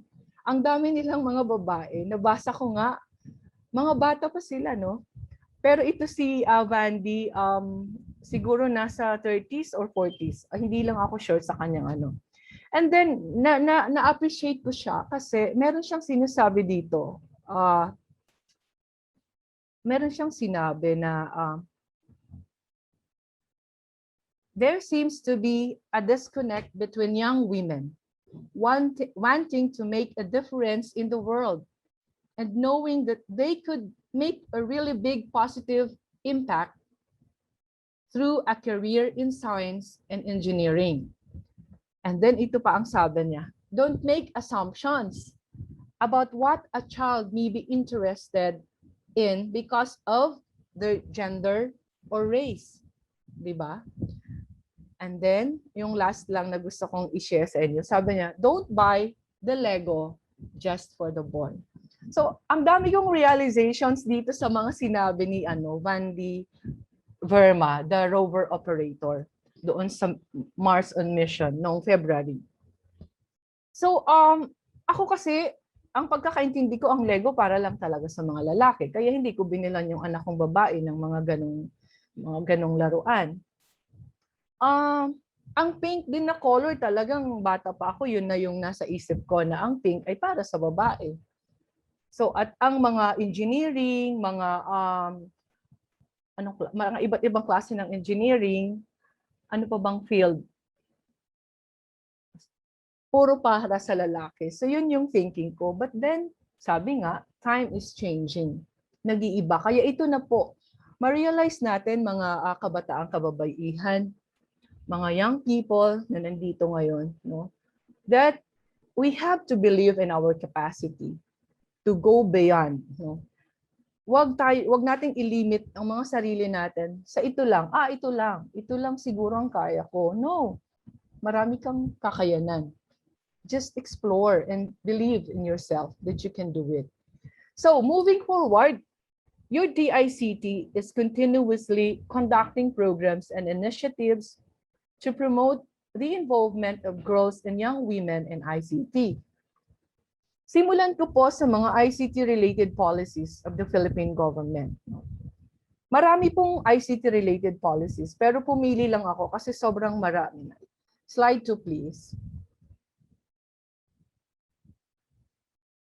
Free Wi-Fi, the RA 10929 or the Free Internet Access in Public Places Act. This is the flagship project of the DICT, which ultimately aims to empower the Filipino people digitally by tapping existing technology and ensuring that the benefits to be derived from these advancements are available to everyone. So the coverage of this law includes national government offices, public schools, state universities and colleges, and TESDA institutions, government hospitals, rural health units, public parks, plazas, and other open areas, public libraries, and transport terminals. So, marami kayo ngayon na nandito at buong Pilipinas yata, no? Represented ang ating Luzon, Visayas, Mindanao. I think naririnig nyo na mga kabataan na meron ng free Wi-Fi sa inyong lugar. So I don't know kung yung mga nandito ngayon nakarinig na, pero we have this project in the ICT. Yun nga lang, nasa mga pampublikong lugar siya. So like for example, sa Cebu, doon banda sa may sa opisina ng DICT, malakas doon ang free Wi-Fi natin, no? Maraming tao nung pumunta ako bago mag-COVID, bago mag-pandemic. Maraming pumupunta lalo na sa gabi, nandun sa sa may gate, nakaupo, tapos ang iba mga estudyante siguro they're doing research. So, yon. I don't know with other provinces, pero I'm sure na meron na po. Kasi as of March 2020, meron na tayong 8,170 live sites. Sorry kasi hindi ko ito na-update for this April. Kasi alam ko mas nadagdagan na po ito this April kasi nakikita ko sa aming Facebook page na may mga meron ng mga launching of the free Wi-Fi for all sa kanilang mga probinsya. Like for example, kahapon, sa Batanes, sa Itbayat, Batanes. So meron siya. Nung last week or 2 weeks ago, meron din sa Sulo o Tawi-Tawi. Hindi ko lang matandaan po kung anong bayan po ito, pero malayo siya. Malayong bayan na kailangan mo pa mag-motorboat para lang makapunta. Hi, thank you. Naka-receive na po kami. Rivera. Ay, wala daw sa kanila. Saan ba yan? Rizian Rivera. Saang lugar yan na wala sa inyo? So, Ayun, no? So, yung sinasabi ko na kailangan pa daw ng oh, okay, province of Cebu. Yes. So, marami, wala pa. Saan ba yan yung mga wala? Sa Samar, meron na. Oh, that's good. Great to hear that. I'm also from Samar, ah. I'm from Western Samar. No? Taga Samar din ako. Okay, sige. Ano lang ongoing ang project na ito. Kung wala pa ang Samar, siguro nasa list naman na po ito. Sige po. Thank you very much sa mga response niyo dyan sa chat box. Thank you so much, Santa Margarita. Oh, I know that. Very near to our place. So, ayan. Yung sinasabi ko somewhere in Sulu, na kailangan mo pa mag-motorboat yata para ang mga pulis daw, kailangan pa nilang pumunta ng Zamboanga, magmo-motorboat para lang ng reports nila kasi wala nga daw silang signal doon sa lugar na yon. But this time, meron na silang free wifi. Nag-install na po ang ating DICT, ang inyong DICT. Sige po, I'm reading your messages in the chat box. Okay, thank you so much. Opo. So ang second na ICT-related policies, laws, Anti-Child Pornography Act. Ano po ito? Ito pong batas na ito ay naglalayon protektahan ang ating mga kabataan from sexual exploitation, abuse and sexual exploitation of children online. Libres. Parehas tayo ng lugar. Oh, that's good. Meron na pala. Okay, Libres. Thank you. Thank you. Lanao del Sur. Thank you. Thank you po. Okay. So, ito pong Anti-Child Pornography Act, kasama po ang DICT dito as a member of the Interagency Council Against Child Pornography. Sino ang lead ng Interagency Council Against Child Pornography? Ang DSWD po. So, since kasama po ang DICT, meron din po kaming mga projects, mga initiatives, policies na ginagawa in relation to the implementation of this law. So ano po yung pangatlo? Safe Spaces Act, RA 11313.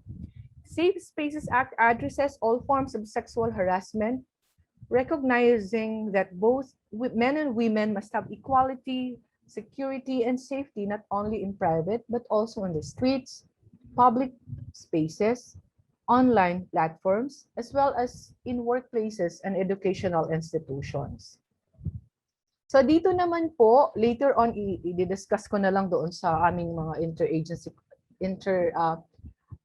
partnership with other organizations. Elaborate ko na lang yung Safe Spaces Act. So fourth po, RA 10175, the Cybercrime Prevention Act of 2012, no? Dapat alam niyo ito, mga kabataan, na meron tayong Cybercrime Prevention Act of 2012. Kanina na-discuss ng Facebook Philippines about sa mga dapat yung gawin as digital citizens. Ano ba ang mga dapat yung gawin pag gumagamit kayo ng social media platforms? So, kung anong violations, kung may mga violations sa paggamit nyo ng internet at paggamit nyo ng Facebook, pwede kayong makasuhan batay dito sa Cybercrime Prevention Act. Hindi ko na iisa-isahin ang mga offenses kung ano yung mga makocommit nyo. Pero nandito po yung identity theft. So ano ang identity theft? Yung pagnanakaw mo ng personality, ng identity ng isang tao. So ako si Donna, tapos mag-a-act ka as Donna, which is you are, no? Parang you're stealing my identity. Magpo-post ka sa Facebook, magagawa ka ng fake account, you'll act as Donna, na hindi naman ikaw talaga ang Donna. Isa din yun. Isa ding identity theft, yung pag-ano mo sa, yung mga credit cards. Isa din yan. And many others. No? Hindi ko na po ito isa-isa kasi marami po ito. So, cyber squatting, cyberbullying, offenses against child pornography, cyber sex. So, marami po ito. Kaya mag-iingat po kayo napakinggan nyo naman na kanina, no, ang Facebook Philippines. Kasi meron kayong opportunity, ang ganda-ganda. Pag sinira nyo yan, pag hindi kayo mag-behave sa paggamit ng internet, ng cyberspace, hindi pwede mananahimik ang isang taong biktima. No? Hindi rin pwedeng manahimik ang mga law enforcement groups kasi talagang hahabulin po kayo. Ayun, Plan, Maha, Julina. Sorry po. Sorry to hear that. Aakyat pa kayo sa bukid para gumamit ng internet. No, it's really sad to know that. I hope na makarating po ang aming free Wi-Fi for all sa lugar nyo. Meron kanina nag-raise ng hand, pero later na lang siguro, no? Okay. So anong sunod na batas? Data Privacy Law. Data Privacy Act of 2012. Okay. Minsan, ninanakawan pa pag naglo-load, tas mahina pa ang net. Yeah, marami pong ganyan na cases. But then, sige. Later on ha, pag-usapan natin yan. So ano ang Data Privacy Act of 2012? It is an act that mandates the protection of data and confidentiality of personal information of individuals. Kanina nasabi na rin ni Facebook Philippines, di ba?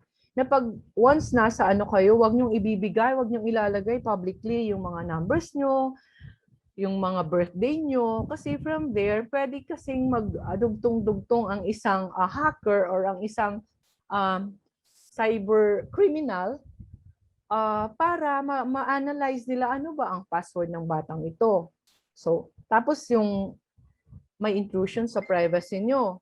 For example, ang data privacy, nagpo-protect siya ng ating personal information, tas kayo naman, pinapakita niyo yung mga personal information niyo, which is, hindi niyo naiisip na meron nagpo-protect nito. Diba? Merong nagpo-protect nito na batas, pero kung ibinibigay niyo na sa mga kriminal, so ano mangyayari? So, be careful po mga kabataan, no? Be careful sa pagbibigay ng mga confidential information and sensitive information. Birthday, numbers, gender, di ba parang kasama na doon. Ethnicity, covered yun ng data privacy law. But if you have time, you can research this in Google. I-Google nyo lang Data Privacy Act of 2012. Kahit hindi nyo naman basahin lahat ng laman ng Data Privacy Act, pero at least magkaroon kayo ng idea. So meron din tayong Department Circular Number 15, the Child Online Safeguarding Policy. So this was launched last December 2020, which aims to protect children from harmful and age-inappropriate contents by prescribing mechanisms and standards in the implementation of RA 10929. This is mandated in RA 10929 for the DICT in consultation with the stakeholders to develop a child online safeguarding policy to protect children from harmful and age-inappropriate contents using our free internet, our free Wi-Fi for all project. So ito po yung layunin po ng ating COSP. So sino yung nagre-raise ng hand? Yes, ma'am. Hi, pwede bang are you going to ask? Okay. Or is it a sign that you are, or I'll just go on ha? Later na lang natin pag-usapan kung may questions kayo. So okay, sige, accidental click. Okay, ayun. So basically your DICT is putting in place appropriate safeguards and mechanisms that will protect children from different kinds of online risks and dangers when they are using the free internet for all. Rest assured, no, sinasabi namin lagi na the free internet access in public places does not do harm and violence to our children and their souls, because the policy was crafted with all good intentions for all our children and our young people. Using the free internet of the government ensures a cyberspace conscious and protective of the rights of our children, just as we need to protect just as we need to protect physical spaces, safe and nurturing for them. As the DICT, it is our vision that our country will be enabled by ICT without compromising the safety of the Filipinos, most especially the vulnerable sector, our children, you, and our dear young people. So kayo po iyon. Celebration of the Safer Internet Day Philippines. This is proclamation number 417, series of 2018.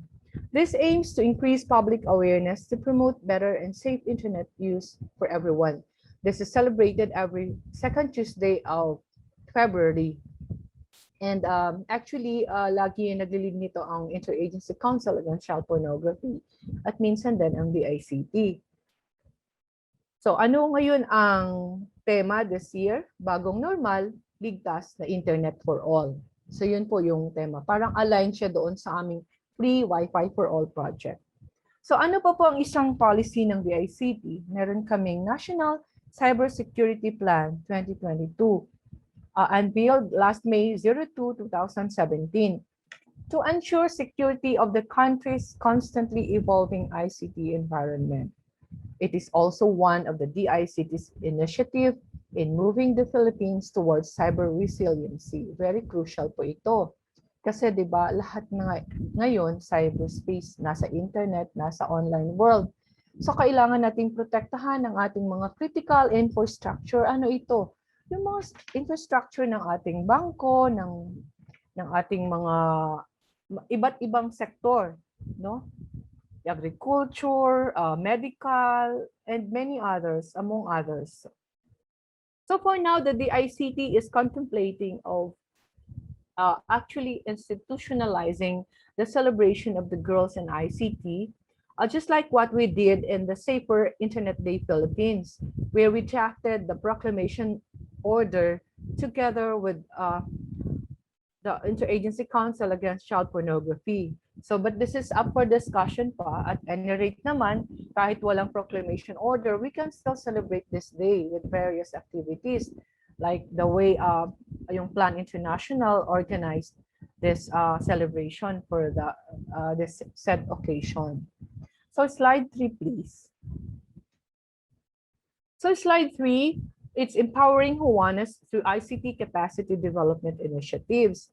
Meron po kaming bureau, the ICT Literacy and Competency Development Bureau, conducted who conducted a month-long event entitled Empowering Juanas through ICT Capacity Development Initiatives as a parallel event in celebration of the International Women's Month last March. So marami po kaming okay, sige. So marami pa po ito. Hindi ko na nakikita nyo naman no sa slides, solo parents, young women and girls na mga courses. Next slide please. So women entrepreneurs. Next slide please. So we also have free technical training programs, which is the digitaljobs.ph. If you're interested with our training programs, no, punta lang kayo sa digitaljobs.ph sa aming Facebook page. No, i-search nyo na lang. Merong mga libreng training doon. Please avail those trainings, free training courses. So which capacitates people, especially those in the countryside, to do online freelancing based on skills and knowledge they gained in this program. So marami po, hindi ko na isa-isahin ha. Digital marketing, search engine marketing, virtual assistants, content writing, website development with WordPress, and among others. The Gender and Development Office of the Gender and Development Office of the DICT, headed by Undersecretary Manuel Estan, is active also in conducting activities to promote gender-related advocacies for the department. So meron tayong nagkaroon tayo ng IML training. So anong IML? Internet Media Literacy for parang sila yung coordinators for the Free Public Wi-Fi project. So ano ito? Para po sila ma-orient of its uses, applications, and benefits to the public. So upon completion of the training, participants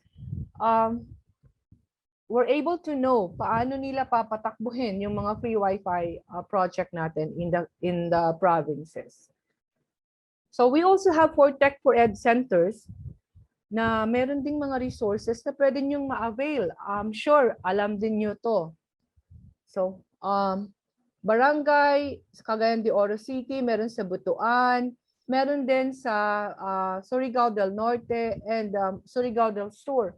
I'm sure meron din to sa Region 8 and other provinces. So for Cybersecurity 101 for Mothers, this is in relation to digital parenting program ng Cybersecurity Office Bureau ng DICT. So conducted to strengthen and campaign online safety and resiliency for parents. So meron ding mga webinars, no?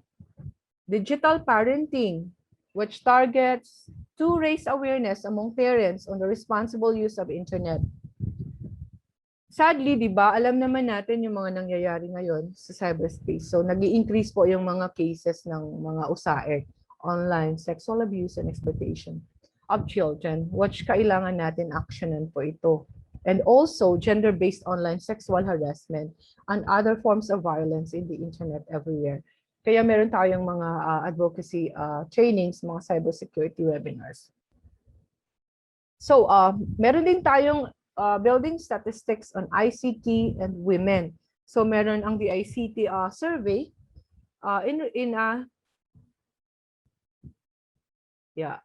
slide 15 na lang Ariel. Ayan. So this building statistics on ICT and women is an initiative of the DICT to address gaps in inadequate information between ICT and women in the country. This is consistent with the United Nations Sustainable Development Goals, supporting the education of women and girls in the ICTs, particularly SDG 5, which is to achieve gender equality and empower all women and girls through, among other domains, ICTs. So hindi ko na isa-isahin po yung survey, para lang meron kayong idea na merong ganitong kinoconduct ngayon ang DICT para natin makuha yung statistics po ng ating mga kababaihan na kumukuha ng mga ICT related or STEM related and ICT skills ngayong panahon na to, and to provide a basis for ICT planning and policy formulation focused on women and girls. So, isa din yan.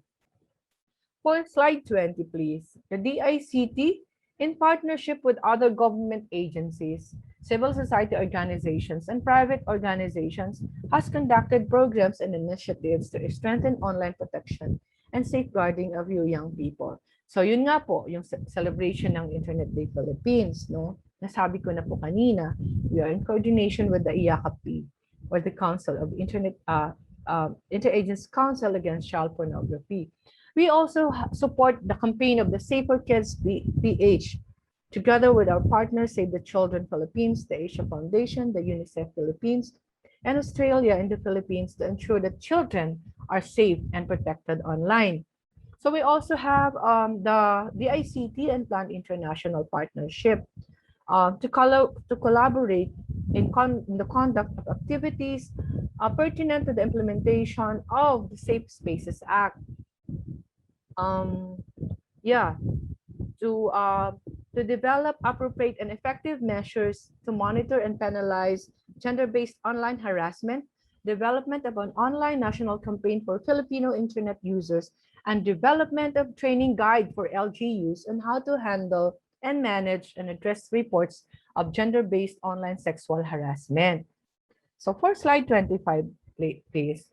So meron din tayong National Women's Month celebration, but I will not go over this na. Nasa ano po namin ito, the ICT Facebook page. Please like our Facebook page para niyo po malaman ng mga activities namin. So ayan, how to be cyber safe, cybersecurity 101 for women and girls. Meron po kami. breaking gender gaps in the tech industry. Ayun, that was last March. So meron ding amplifying opportunities for women, technologies in times of pandemic. Okay, we believe that, ayan, may mga testimonials tayo. Pero meron akong time na, limited yung time ko, no? So I'll just go to upcoming events, please.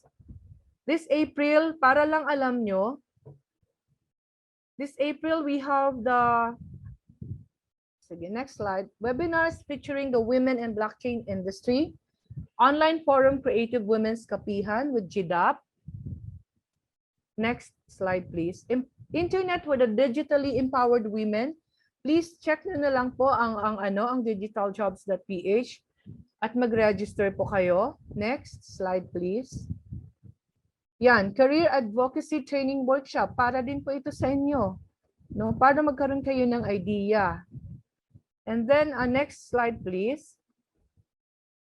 Oh, sige. Digital jobs, andun yung list of new courses. Free po yan. So, lastly, no, again, I thank the Plan International for inviting your DICT in this event and for giving us this chance to showcase our policies, initiatives, and programs to support our young people, young girls and women to continue uplift and empower vital roles of women in our society. Pursuing a career in a male-dominated field will not be easy. There will be times when your methods, ideas, and capabilities are questioned because they deviate from the masculine status quo. But if you feel that a career in ICT or in another traditionally non-female field is your passion, please do it and don't quit. Just want to do it and don't quit, diba? Just want to share to you, no? Lastly, what I have always kept in my heart since I was young like you. Keep going because you do have what it takes. You're writing your own story.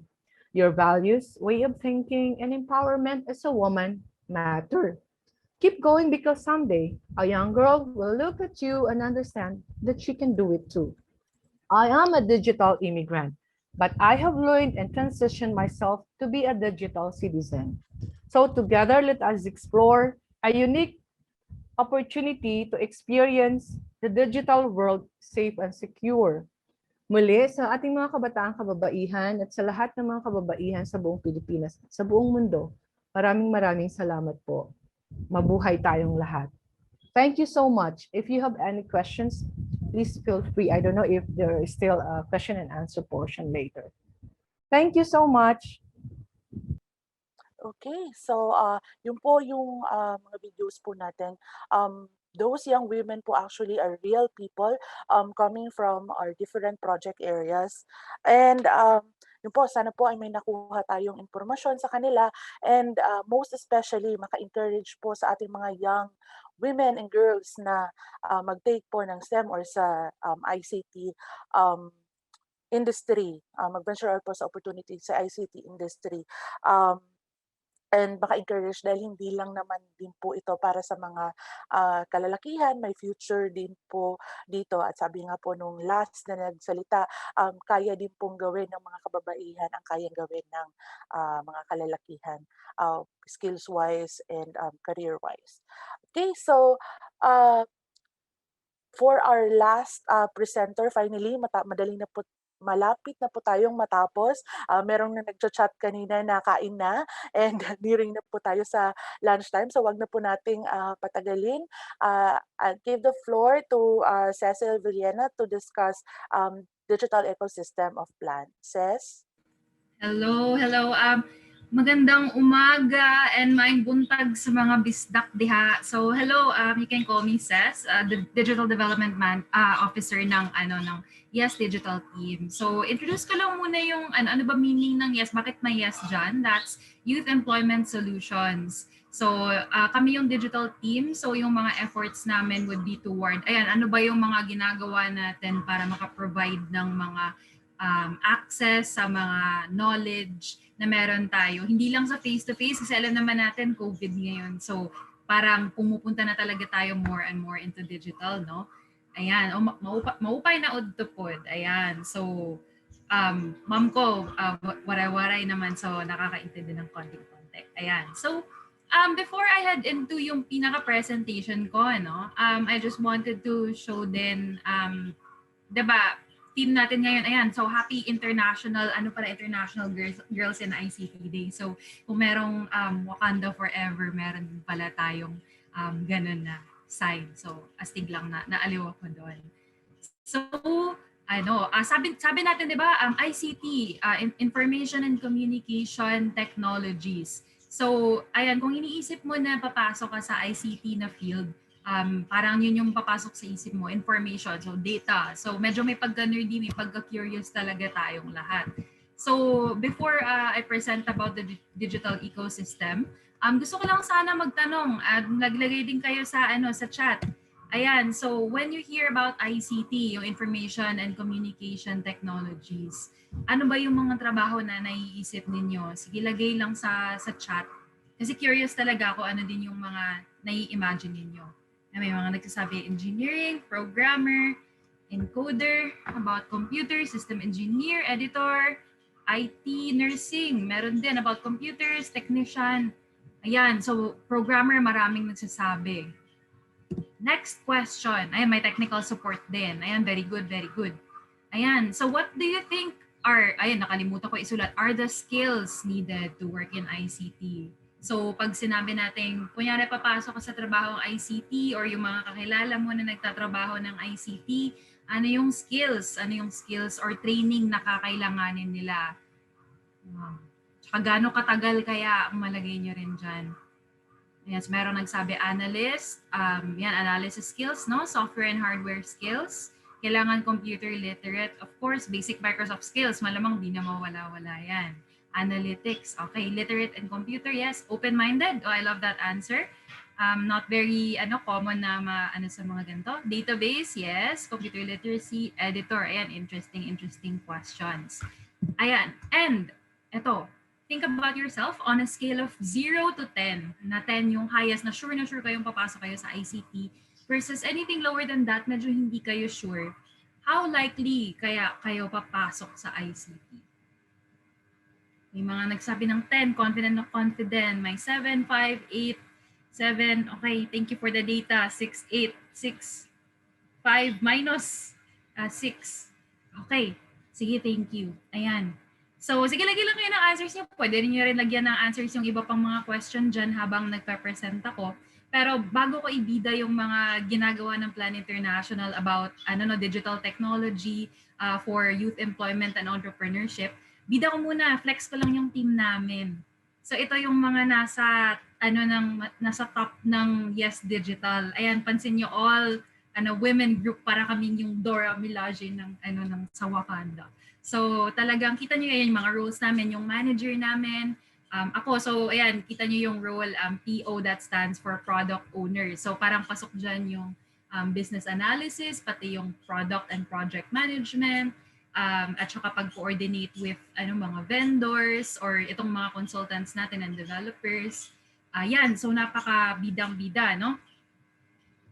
And then, ito naman, kita niyo rin merong mga guys sa team namin. So, yan yung mga kuya-kuya namin. No? Kasi hindi natin madadenay na kahit paano, parang hindi pa rin ganun karami yung ladies in tech. Ayan, so palagay naman sa chat kung agree kayo dyan. On a scale of 0 to 10, gano'n kayo ka-agree na hindi pa ganun karaming girls yung nasa loob ng ICT. Ayan, or sige, agree. Okay, ayan, ayan, pero ito yung mga kuya natin. So, napaka-diverse ng team natin, no? Ayan, sabihin ko lang pala, ito si Jess, she's from Panama. Andun, mga Pinay na tong ibang ladies dito, including myself. And then si Omran, he's actually from Syria. Si Kuya Ish, ayan, happy Ramadan din sa kanya. And then, meron tayong iba pang colleagues na talaga sila yung mga nasa developer, no? Yan yung mga kuya natin, mga kaagapay talaga namin when it comes to pulling off our digital technologies kasi sila pa rin naman yung mga may mga knowledge. Pero hindi lang naman yan. Kita nyo, yung na-mention ko kanina, may coordinator role dun sa mga product owners, merong management role din. Aside from pagiging developer, programmer, or solutions architect, or yung mga UX, UI designer, yung mga gumagawa ng mga interface natin, may mga buttons, and yung display sa screen, ano. Meron din tayong, ayan, kita niyo si Tina at si Pau. So si Tina actually nag-start yan sa school paper, kababayan ko yan from Cagayan de Oro. So school paper yan, yung Crusader magazine ng Xavier University. And then eventually siya into video production. So siya yung gumagawa ng videos ng team namin. And pati yung mga graphics, so itong part ng design ng PowerPoint na yan, ayan, siya yung tumulong sa amin. So part siya ng support network ng Yes Digital. And then si Pau din, she worked also for a news outlet. If you're familiar with Business Mirror, nagsusulat siya dun before. And then she's also our digital marketing strategist. So kung may makita kayong mga promotional material about Yes Digital, ayan, silang dalawa yung nagtatandem niya ni Tina to create those parang information and communication materials through technology. So those are some careers that are within our team itself. Tsaka meron din, ayan din si Chan. So officer, ano bang ibig sabihin yan? All around support din yan. So parang iniisip natin kapag sinabi mong virtual assistant or executive assistant, parang puro babae yung nilalagay sa role, but no, like very, very much mga allies natin yan, yung mga natin, yung mga bros natin. Ayan.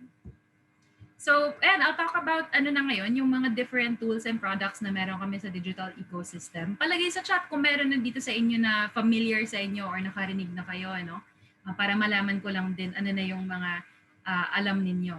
So, itong 6 products, hindi ko sila ikukwento lahat. I'll just feature a couple and then flex ko rin yung 2 babies ko dyan. So, bakit nga ba may digital ecosystem? Kasi yun nga, gusto natin within plan or lahat ng mga organization na gustong, yung intention talaga nila is to be able to help, parang kailangan data-driven lagi or parang nakabase sa evidence yung mga ginagawa natin. Hindi yung parang padalos-dalos na lang na, sige, mukhang cool to, gawin natin yan.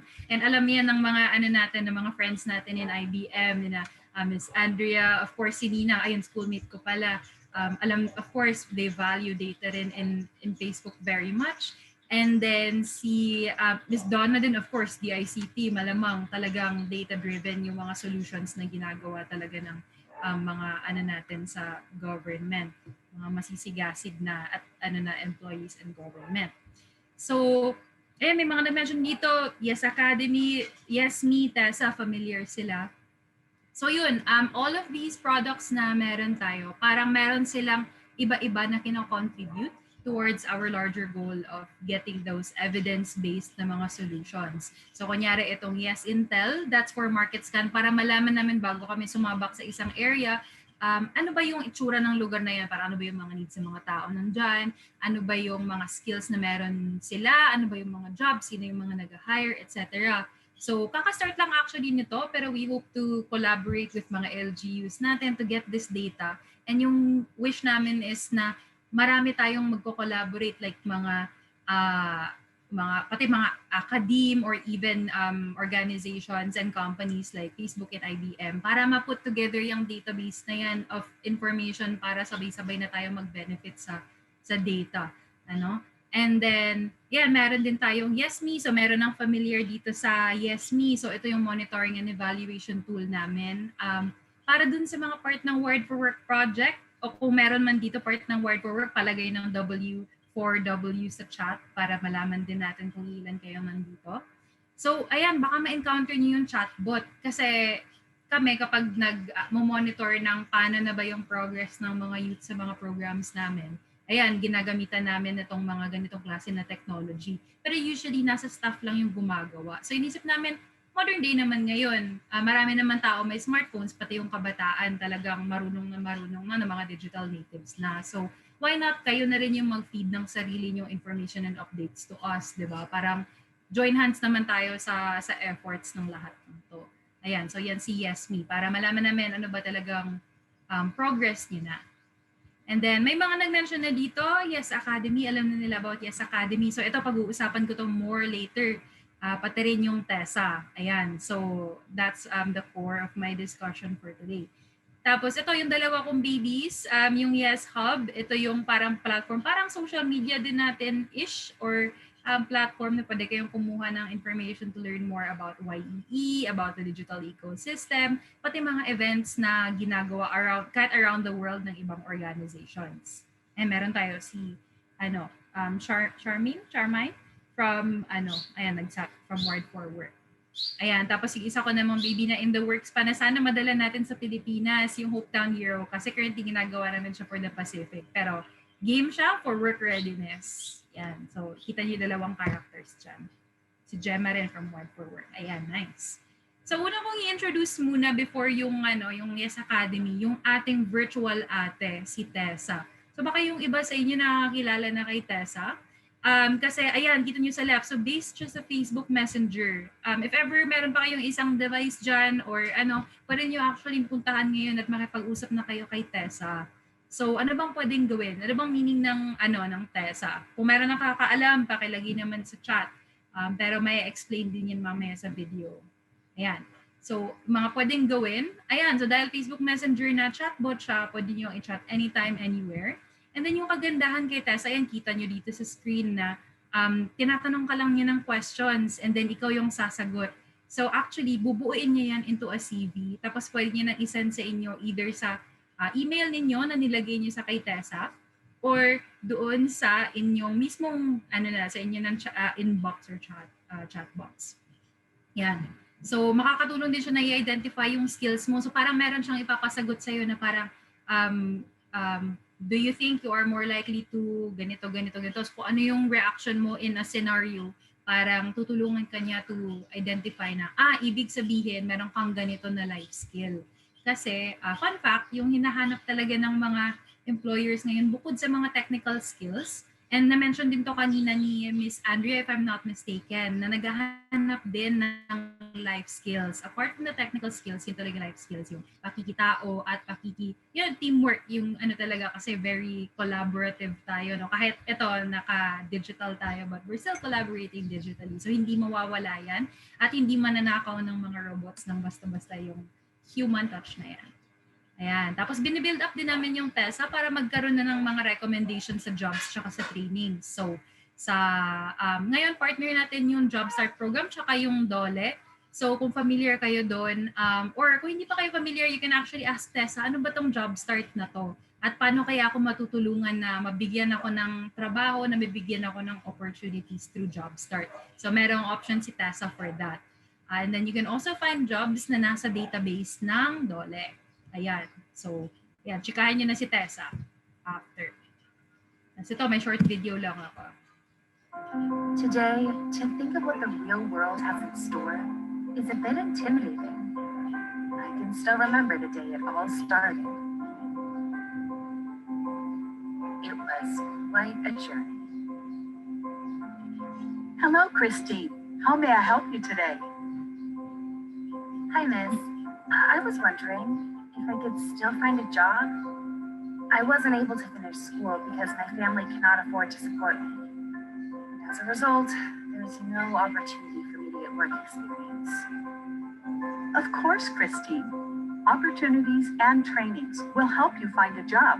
First, you identify your skills, improve it, and get good at it. Here, let me show you a list of training programs you can take. The assignments, the tasks, the sleepless nights, and of course the accomplishments I made, all for the love of my family. I even struggled creating my very first resume. I had no idea what to put on it. How much should I put in here? Should I include my hobbies? But hey, look at me now. All of the hard work has paid off. I have a job. I can help support my sister and my family.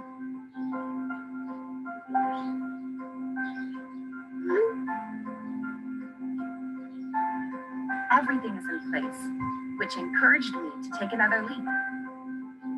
Tessa is a Facebook Messenger-based virtual assistant, which helps young people find training opportunities to further enhance their skills and help them secure decent employment and entrepreneurial opportunities. Get to know more about Tessa at www.facebook.com/TessaPlanPH and kickstart your future today. For inquiries, email us at tessa@plan-international.org.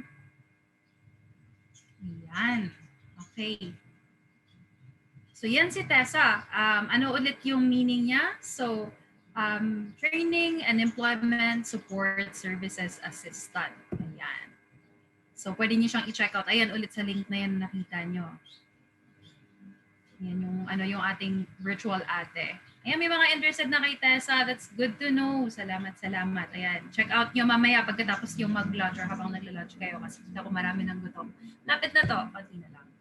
Ayan. So for the last product na I'll feature for today, ito naman yung Yes Academy. So may mga nagsabi na kanina na familiar na sila about this e-learning platform.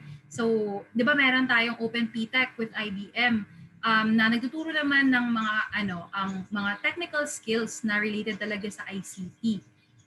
Yung Plan International naman, meron din tayong e-learning platform. So kumbaga hindi naman sila competition eh. Parang lang yan, parang meron kang Facebook, meron kang Twitter, meron kang IG, di ba?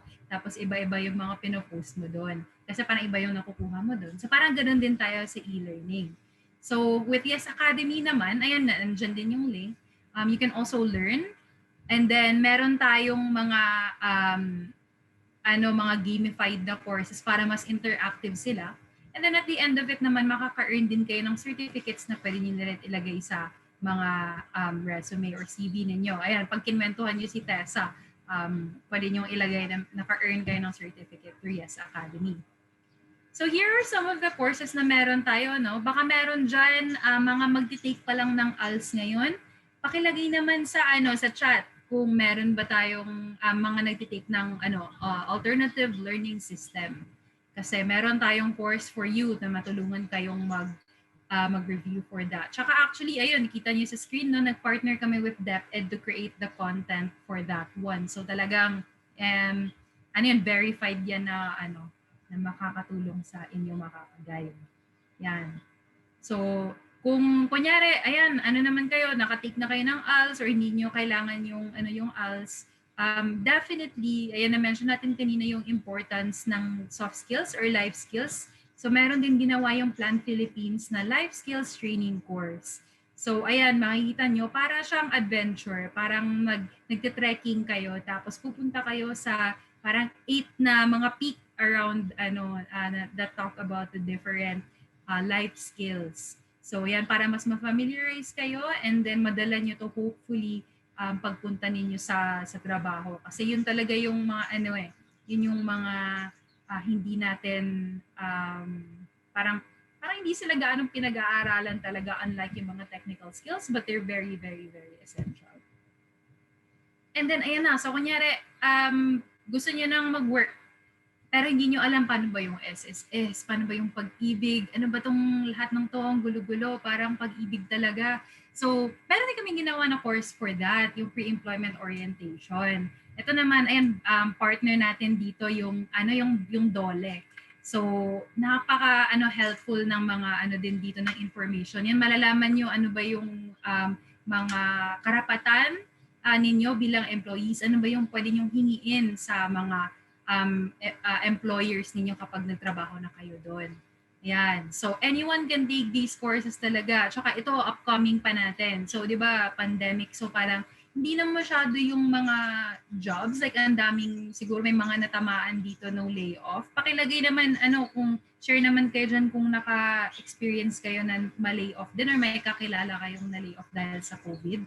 So, ayan, meron na tayong upcoming na CBED na course. So, ito yung para sa mga magbi-business, no? Ayan, so kung balak nyong magtayo ng social enterprise, ayan na mag-Facebook marketplace kayo for your business. Ayan, so meron kaming paparating na course para sa inyo na para mas malaman nyo ano yung mga bagay na pwedeng gawin para mas maging successful yung business niyo.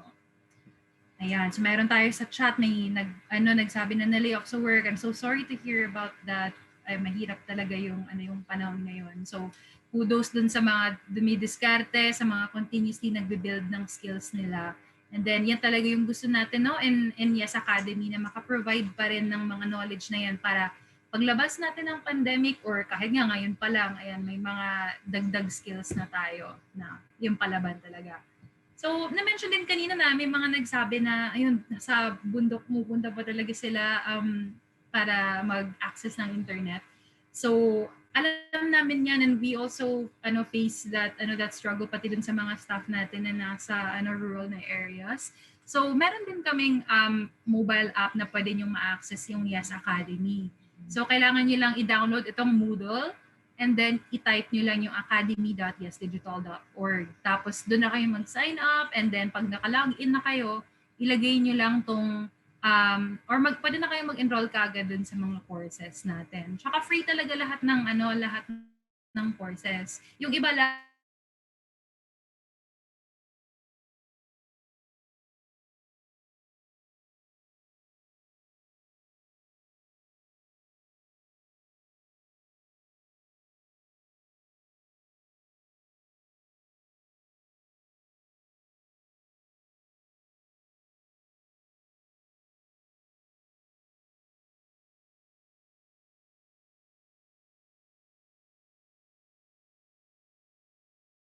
trabaho within the sector ng ICT.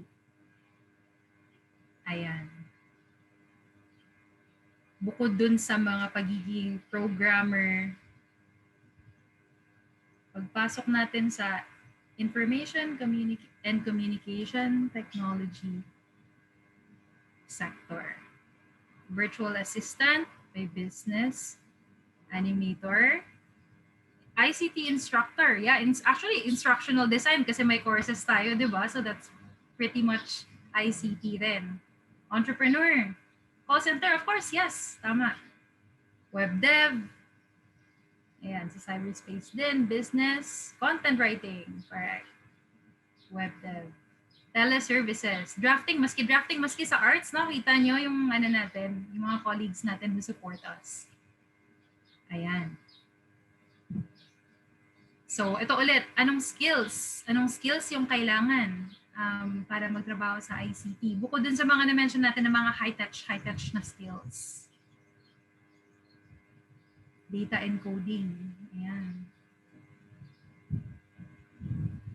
Ano yung isang course natin na nagtuturo ng mga skills na kailangan sa kahit anong trabaho yung pasukin mo?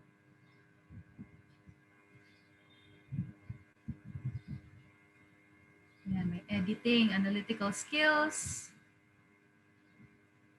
Yan, Danica, nagsabi si Danica, it's sad to know na I'm not that well educated regarding ICT before. I'm very happy to know all about this now. Ayan, we're glad na this whole talk was helpful, no? Parang mabuksan lang yung avenues na kung saan ba tayo pwedeng pumasok sa ICT. Kasi ako naman, wala rin akong background sa ICT, so development studies yung pinagtapos ko. Pero through pagiging youth coordinator nung nandun ako sa EDB partnership, parang doon ako nag-contribute. Actually si Tessa yung una kong parang nag-translate lang ako. Kasi yung friends natin in Accenture na originally gumawa ng Tessa, English lahat kasi mga Briton yung gumawa ng script. Sabi nila, kailangan namin ng Filipino na mag-translate. So nag-volunteer ako, bibukid ako na. And then yun na, parang slowly from there, I learned about ICT and ayun, nasa digital na ako ngayon. So, ayan, sabi nga ni Ms. Donna kanina na talaga, parang don't limit yourself. Ayan, so kaya natin yung lahat. And of course, friends natin din yung guys dyan na nauna na sa sector. So kung may kakilala kayo, kausapin nyo, friendly naman yan sila. Hopefully. And we're here in Plan International kung kailangan nyo ng mentorship, kung meron kayong tanong. So sabihan nyo lang kami or reach out din to friends if you want to explore a career in ICT. Yan, self-confidence lang kulang. Ayan, totoo. Or minsan knowledge din sa kung ano ba yung options natin. No? So ngayon, how likely do you think you'll work in ICT? Review natin. Meron tayong 5, may 8, may 10, may 7, may 8, may 7. Ayan. 9, 8. Okay. Yan. So mamaya itatali natin, i-average natin yung mga scores kung after ba ng may mga napag-isip-isip na baka naman pala mag-ICT, kayang mag-ICT. So thank you very much everyone. And then ayan ulit yung mga links pwede niyo i-screenshot or pwede niyo isulat para i-explore pa yung mga products natin sa Yes Digital. Yan. So happy lunch dun sa mga magla-lunch pero teka lang kasi balik muna kay Ate Judy. Konti na lang. Okay, thank you, Ses. That was very informative din, and I hope nakapag-take down din ng notes yung mga participants natin. So my apologies na medyo mabilisan tayo ngayon kasi magla-lunch time na.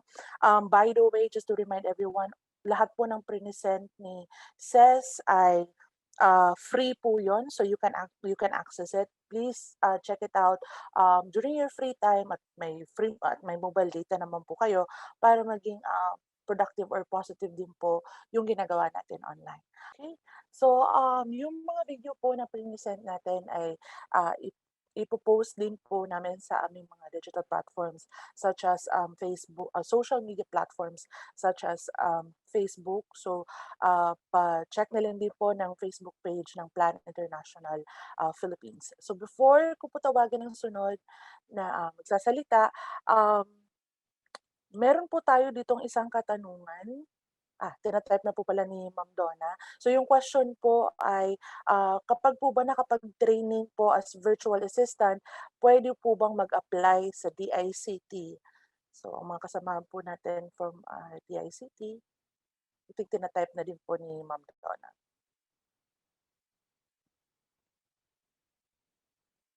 Okay. So while Ma'am Donna is answering the question, may we call on to discuss the ways forward, Sir Emil Paz, our country program manager for Youth Economic Empowerment Program. Okay, Emil. Okay, thank you, Judy. Unang-una po sa lahat, nagpapasalamat po tayo sa ating mga resource speakers ngayong araw, si Ma'am Donna, Miss Andrea, si Miss Nina, and Ces sa pag-share ng kanilang expertise related to ICT.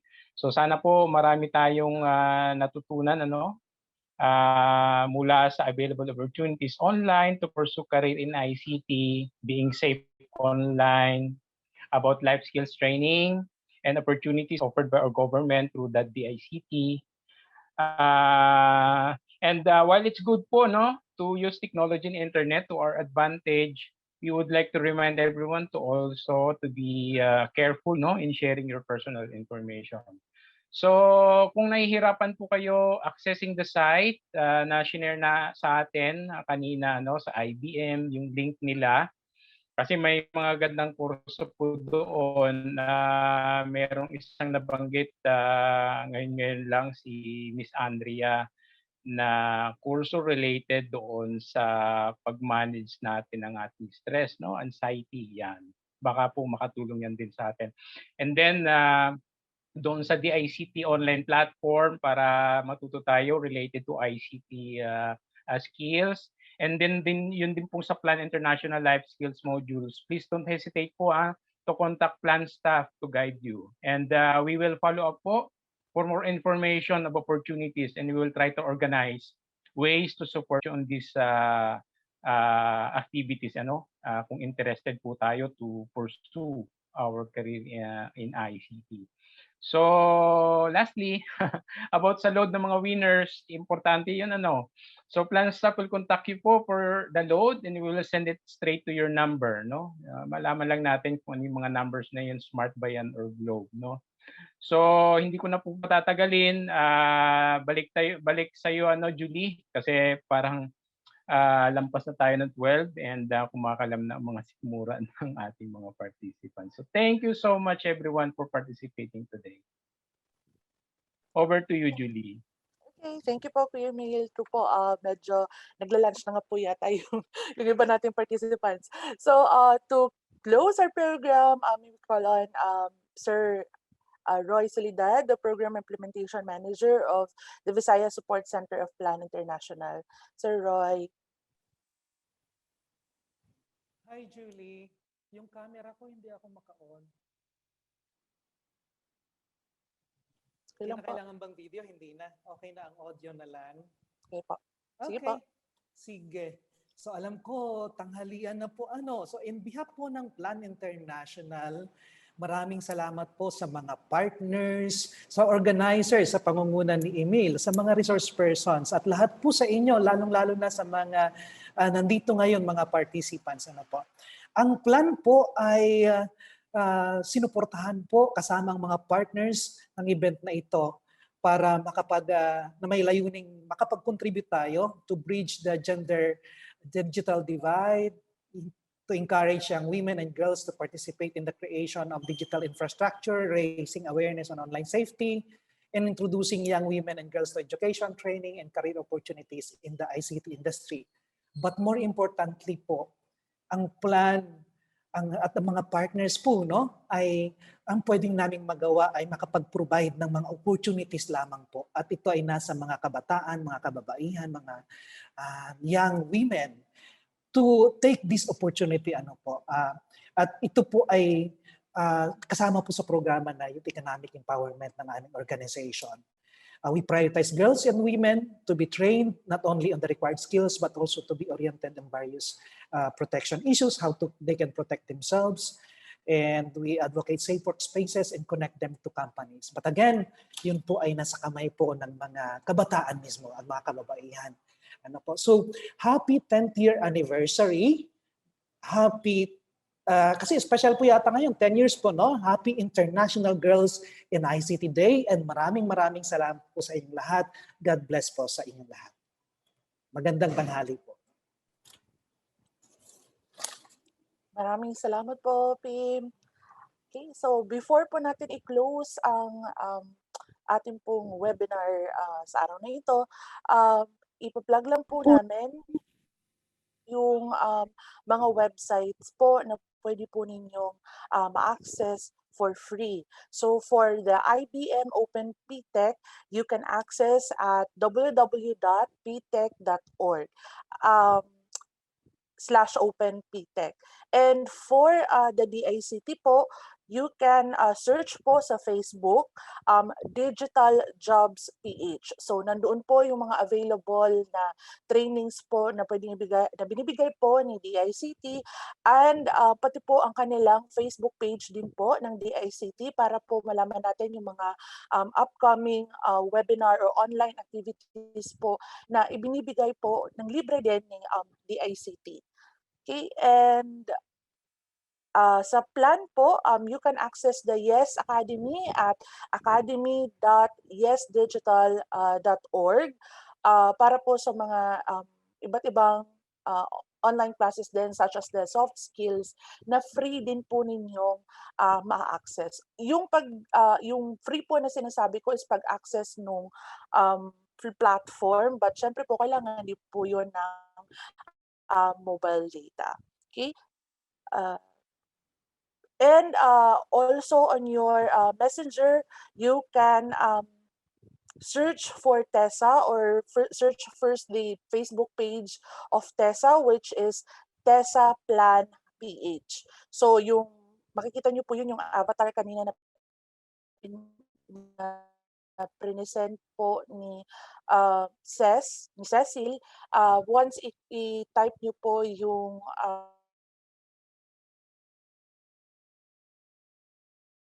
so yun po for the websites na pwede nyo pong ma-visit. Sana po, again, on your free time at may meron naman po kayong mobile data, pwede nyo pong ma-access yung mga websites po na shinare natin ngayon. Kanina po na-mention din po ni Ms. Andrea na napapanahon po ito and libre naman po siya. So why not i-take po natin yung opportunity na ito. Okay, so maraming salamat po sa lahat, sa aking mga kasamahan sa plan, yung mga behind the scenes din po na who made this activity possible.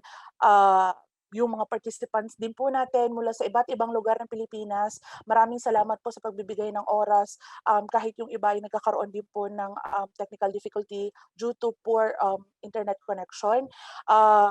And of course po, yung mga speakers po natin, maraming salamat din po sa pagbibigay ng oras para sa activity po natin today.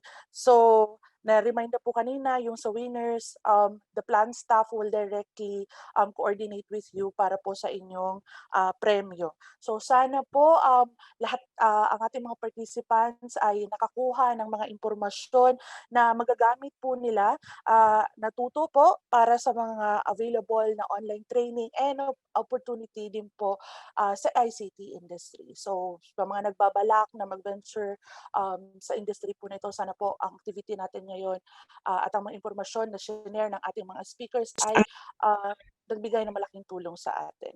So maraming salamat po. Ingat po tayong lahat and happy International Girls in ICT Day. Ingat po kayo. Maraming salamat. Happy lunchtime.